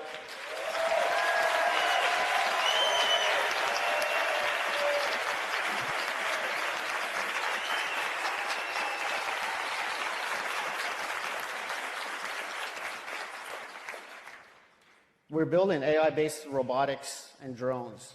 We tackle the hardest challenges, such as putting a man on the moon and putting pickup-sized trucks, rovers, and helicopters on the surface of Mars. I see the Iran's youth the same way I see my own struggle. This path is tough, very tough, but it's not impossible.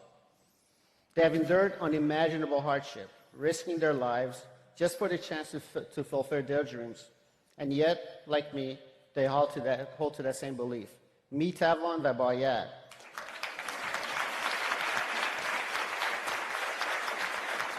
You can and you must. Iran's youth does not seek luxury. They seek liberty. They want to live by merit, not dictatorship. They've seen hypocrisy their whole lives, and they have rejected it. They want a nation that rewards creativity, equality, and free thought. They will succeed because they have found the formula. Through their unity, they've broken barriers of ethnicity, gender, and class.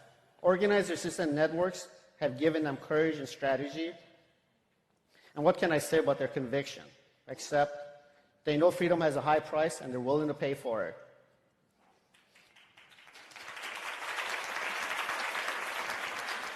Like in science, when all the right conditions exist, the outcome is inevitable. Iran's youth already have those conditions: intelligence, perseverance, and purpose. I am certain of their success because I have lived that certainty. Just as I rebuild my life through discipline and belief, Iran's youth will rebuild the country. They already carry the mindset of freedom. The regime is only a wall waiting to fall. Now it's about structuring the final step and ending the regime and opening the door to a free, creative, and forward-looking Iran. Thank you.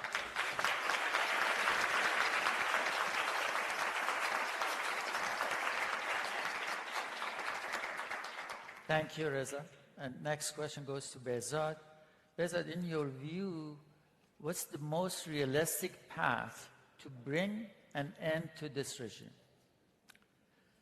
Thank you for that important question. I'm also looking at this clock and thinking, how much time do I have to answer that? As an engineer and as a scientist, whenever I look at a system, whether it's to build it or to evaluate it, you have to break it down into its pieces and then put it back together and think about what is the process? How am I going to get to where I want to go with this? So I think all the previous panels gave a lot of statistics and examples of what's been tried in Iran. For 47 years, from the very beginning when this regime came to power, from day one, they started oppressing anyone who thought differently from them. So I want to give the final answer first. We call it bluff, bottom line up front. The only way, the only realistic strategy to bring this regime down is by fighting it and overthrowing it.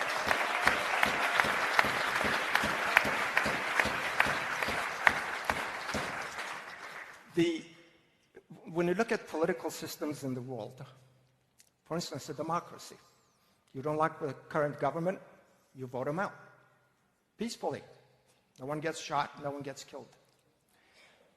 The regime started from day one with this paramilitary forces attacking people, attacking political activists, beating them up, stabbing them.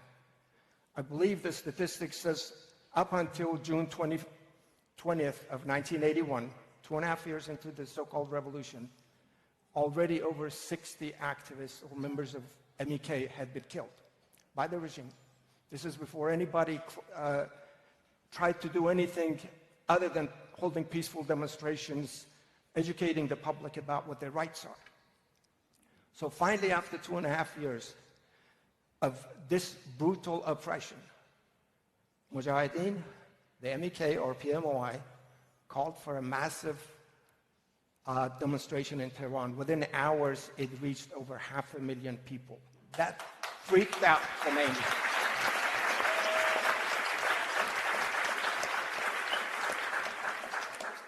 Khomeini and the regime looked at this and thought, if this continues, we're going to be gone within, I don't know how long, very soon. So he ordered the IRGC to open fire on a peaceful demonstration. Hundreds were injured and killed on that day.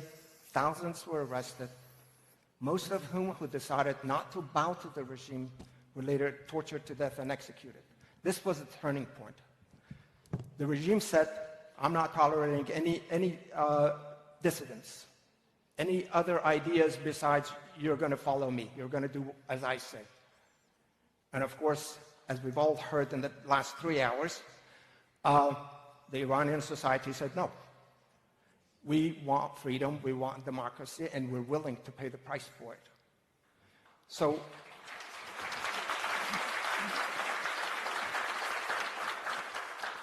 this, again, was the turning point where the MEK realized, and I want to say something else. The strategy to make or to bring about political change is never determined by those who want change. It is determined by the government in power. When the government in power allows you to go to the voting polls, that's how you change.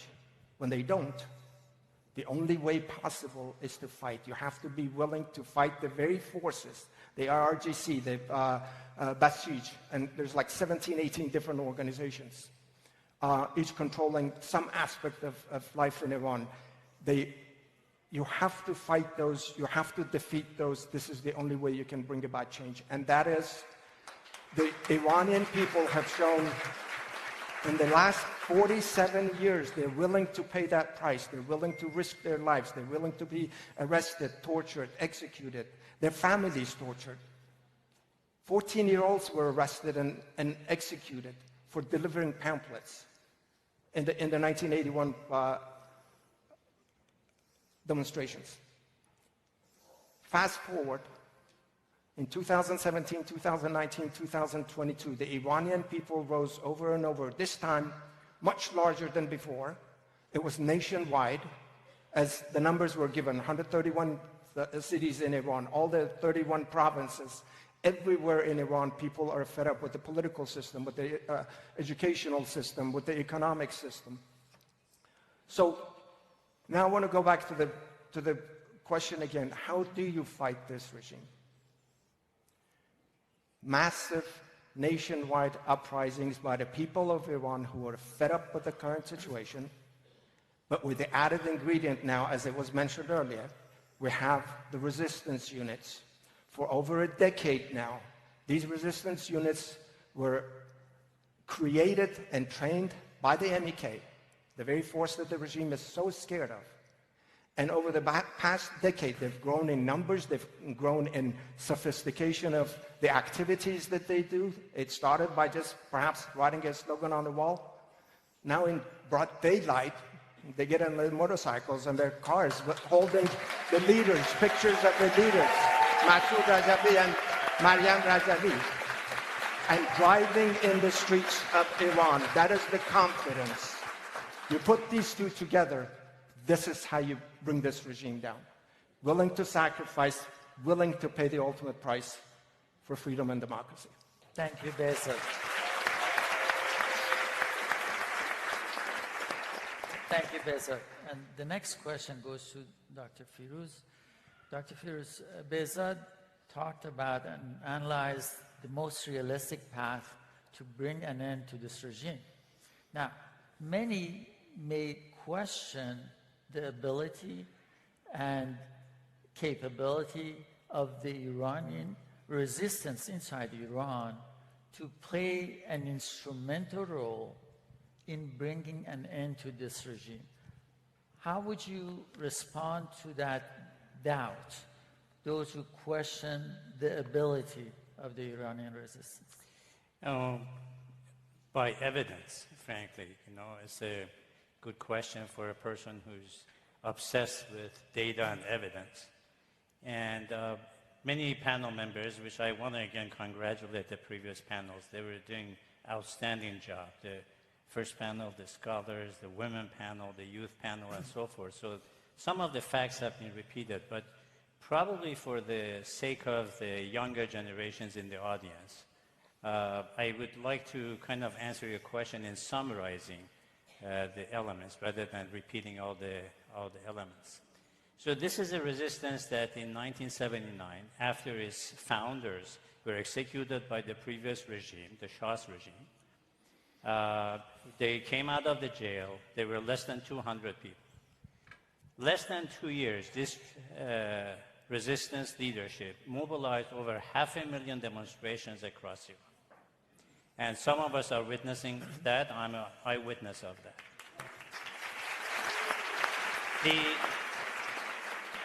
The same resistance published the most widely published newspaper in Iran, Underground, over 500,000 daily subscribers or readers of the papers.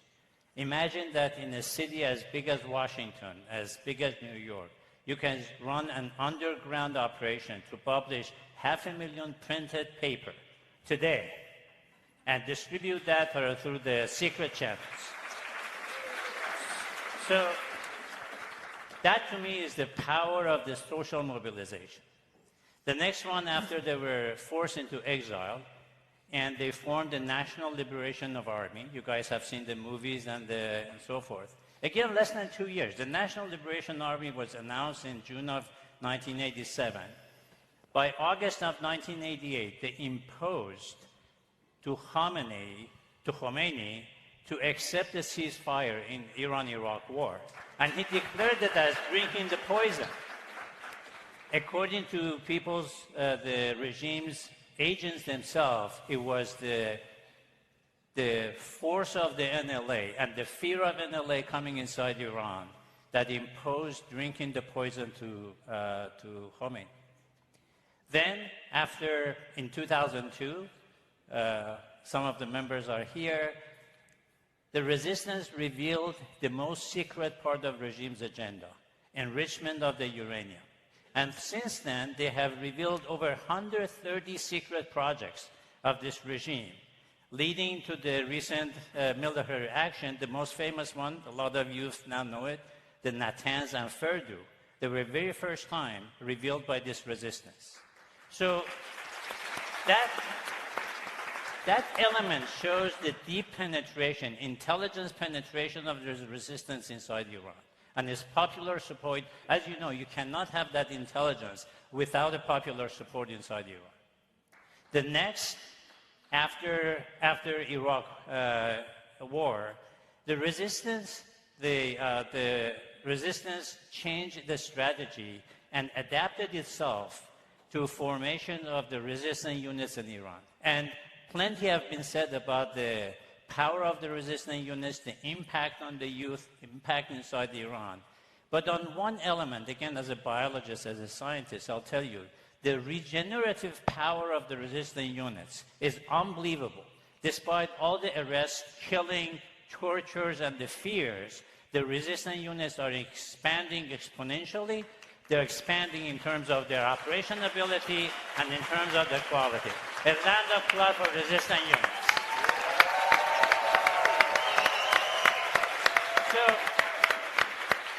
In a summary, I have highlighted the elements of the capabilities for social movement, for military action, for intelligence, power and penetration, and now the boots on the grounds to fire the firepower we need to bring this regime down.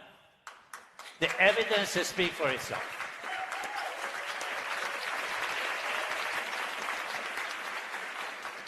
Thank you, Dr. Firuz. In the first round of questions, we focused on the issue related to regime change, including the actual task of toppling the regime. Now, in the next round of questions, we'll shift our attention to the transition period and the 6-month period after the fall of the regime. The first question goes to Faride. Faride, in your view, what evidence suggests that after the fall of the regime, Iran will not descend into a civil war or become a failed state? Thank you for that question.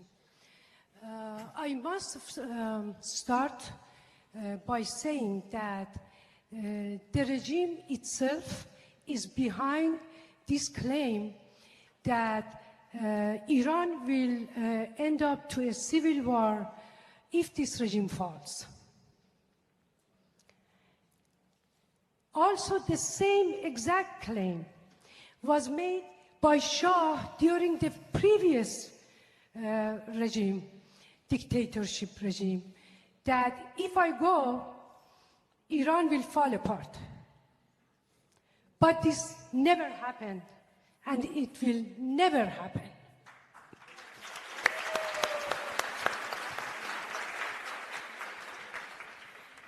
Because Iran is a historic nation state with deep cultural and civilization identities. Iran has kept its identity for more than 4,000 years and has kept the sense of togetherness of the people during these 4,000 years. Different ethnics and religious groups have lived together peacefully for centuries. They have not only kept their identity, but they have considered themselves an integral part of the Iranian nation.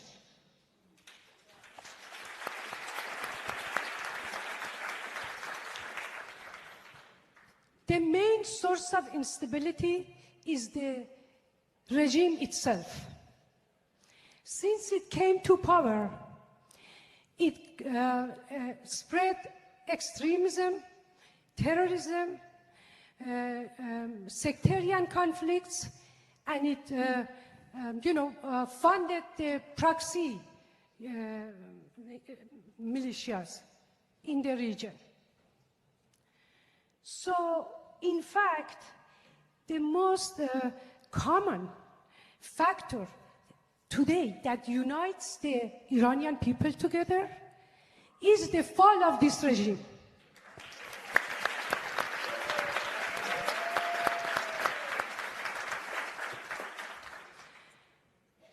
And it's important to note that we have an organized resistance that has been there for more than 60 years, and it has roots throughout the whole Iran, and has a plan, has a vision, and has offered a platform that completely rejects this claim made by both dictatorships, the mullahs and the Shah.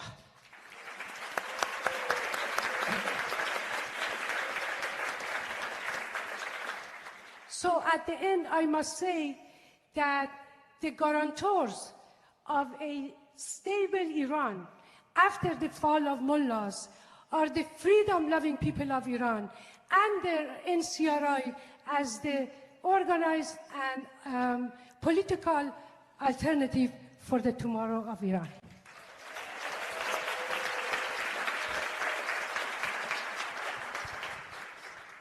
Thank you, Farideh. And next question goes to Behzad. NCRI, according to its program, will form a transitional government for a period of 6 months after the fall of the regime. And then the power will be transferred to the elected representatives of the people. Now, the question is, what evidence suggests that NCRI is able to address, manage the complex issues of Iran after the fall of the mullahs, and what would be the features of this transitional period, which is governed by the government of NCRI?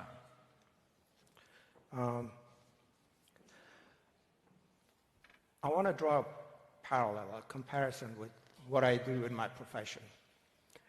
America is going back to the moon and ultimately to Mars in the next 10, 15 years. In order to achieve such a feat, you have to develop the most complex system of systems. And how do you prove that this system can do this? You do tests. We design and execute thousands of tests. My job, along with a number of other engineers and scientists, is to oversee these tests that are happening. And not only you do tests on pieces and components, but you also put the whole system together and then do, again, hundreds of rehearsals of operational processes that have to take place in order for us to be able to do this. Now let's look at what's been going on in Iran. We've had a dictatorship for 47 years. The desire in the 1957 uprising against the overthrow of the Shah was to bring about a democratic government. That desire hasn't gone away. After that 1981 summer when the regime said, no freedom allowed, Mr. Masoud Rajavi, the leader of MEK, formed the National Council of Resistance in Tehran in 1981. In its 44-year history, it has proven not only it has withstood all the attacks by the regime and its proxies and its helpers, but it has expanded and it has now become a world-recognized, internationally recognized democratic alternative to the regime. Now let's break this apart and see how is it going to do that. NCRI is supposed to govern for 6 months to bring a new government. So as far as parts, I shortly mentioned the history. You look at who is NCRI. What is its organizational structure? How has it functioned in these 44 years? And what's the outcome? What has it achieved? You look at who it is. NCRI has more than 450 members. Members include individuals and organizations from all walks of life and all, it has a diverse membership of ethnic minorities, religious minorities, different political views. So it very well represents the entire society of Iran. Organizationally, and one thing I'd like to add is that 52% of NCRI are women. That is a strong indicator of gender equality and social justice for a free future Iran. Now let's look at how it's structured. NCRI elected a president for the transitional period, Mrs. Maryam Rajavi.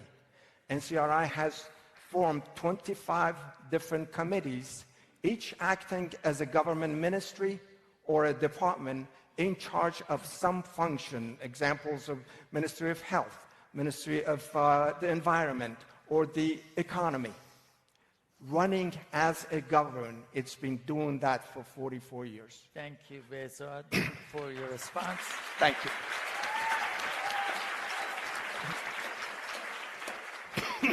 And Reza, very briefly, because we're short of time here, Reza, would you, I want to see what your thoughts on the great deal of excitement and hope which surrounds the 10-point plan of Maryam Rajavi. Could you tell us what you think about that? Yes. Give me 1 second. Well, coming from an engineering background and a life that I had to rebuild piece by piece, I see every challenge as a system that can be redesigned logically and scientifically. Ms. Maryam's 10-point plan resonates with me because of my background. But there are 3 points that I really like to address, and I'll try to be as short as possible. Point number 4, religion, separation of religion and state. In engineering, when 2 systems overlap without clear boundaries, the results are instability and failure. That's exactly what's happened with the Iranian government. It is a corrupt mechanism. Point number 4, the separation of religion and states ensures stability and fairness. Faith is not personal, and governance is impartial. A secular republic ensures equal rights for every Iranian, whether Muslim, Christian, Jewish, and Baha'i. And point number 8, justice and equality. This point really reflects with me because at Caltech, whether you're a contributor as a student, mechanic, machinist, engineer, we all have the same opportunity and we get the same respect. Iran needs the same principle. For decades, the mullahs and the IRGC has suffocated opportunity. And point number 8, it envisions transparent merits based on economy, and restores dignity for workers, whether they're farmers, nurses, teachers, engineers, and retirees. When fairness replaces favoritism, creativity explodes, and Iran shifts from a restricted-based economy to an innovation-driven economy. I'll leave it at that. Thank you. And next question is for Dr. Firuz. Dr. Firuz, 1979 revolution in Iran was fought with a promise, or what people wanted was freedom. But we know what happened, and their trust was betrayed. What would you say to the question that why people should trust this time around with the revolution, that their trust is not going to be betrayed again? The answer needs more than 30 seconds, but I'll try to summarize. Really, the foundation of trust goes back to credibility. In any industry, finance industry, in my profession as a surgeon, you know, when a patient comes to me and says, why should I trust you? Why should I leave my life to you? How I know that you're going to do what you told me to do? How do I know that the promises you're telling me you're going to keep them? Right?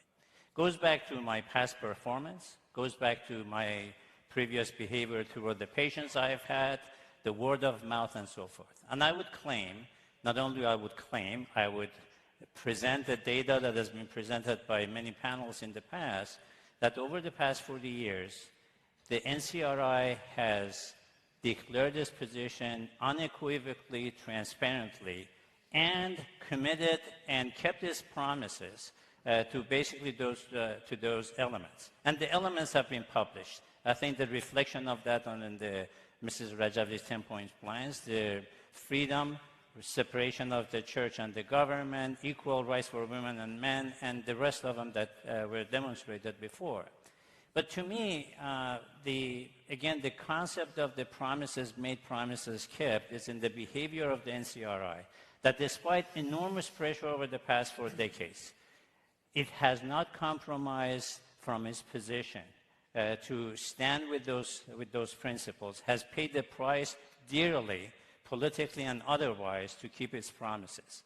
The only thing I can compare here is to, I have a privilege coming to Washington, to the city, to participate and sometimes chair study the scientific sections of the National Institute of Health. The topic in hand is who is credible and what evidence that person or that group presents. We dissect those out and everyone's voice is heard, and at the end, the jury votes.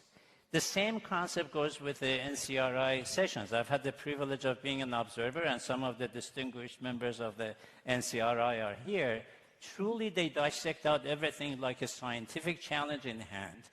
And if you don't believe me, I would encourage especially the youth in the audience to go and read the annual report of the NCRI over the past 40 years and compare those with the outcomes, with the results that they predicted. The most recent one, the October 7th events, and go back and read the NCRI reports on that. The day after October 7th, Mr. Rajavi came out and said, the head of the snake is in Tehran. And it took 2 years. It took more than 2 years for the international community, including all the intelligence services, to realize the same thing.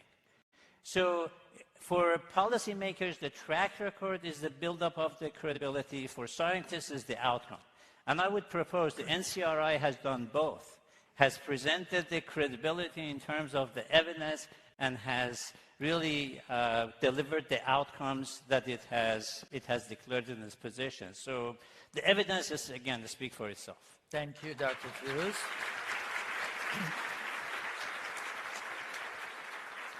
We're now at the conclusion of our discussion. Our panel laid out a clear picture.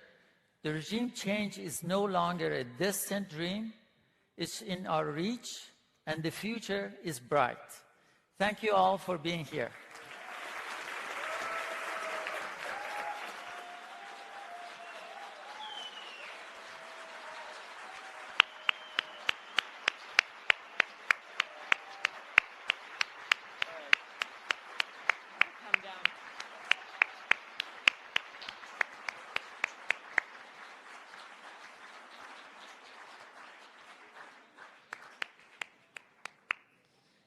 Ladies and gentlemen, we will now break for lunch. Please enjoy the multimedia showcase and music interlude as we prepare for our next session. Please, we will reconvene here 2:15. We will continue with our keynote speaker, special dignitaries. You won't want to miss it. Come back.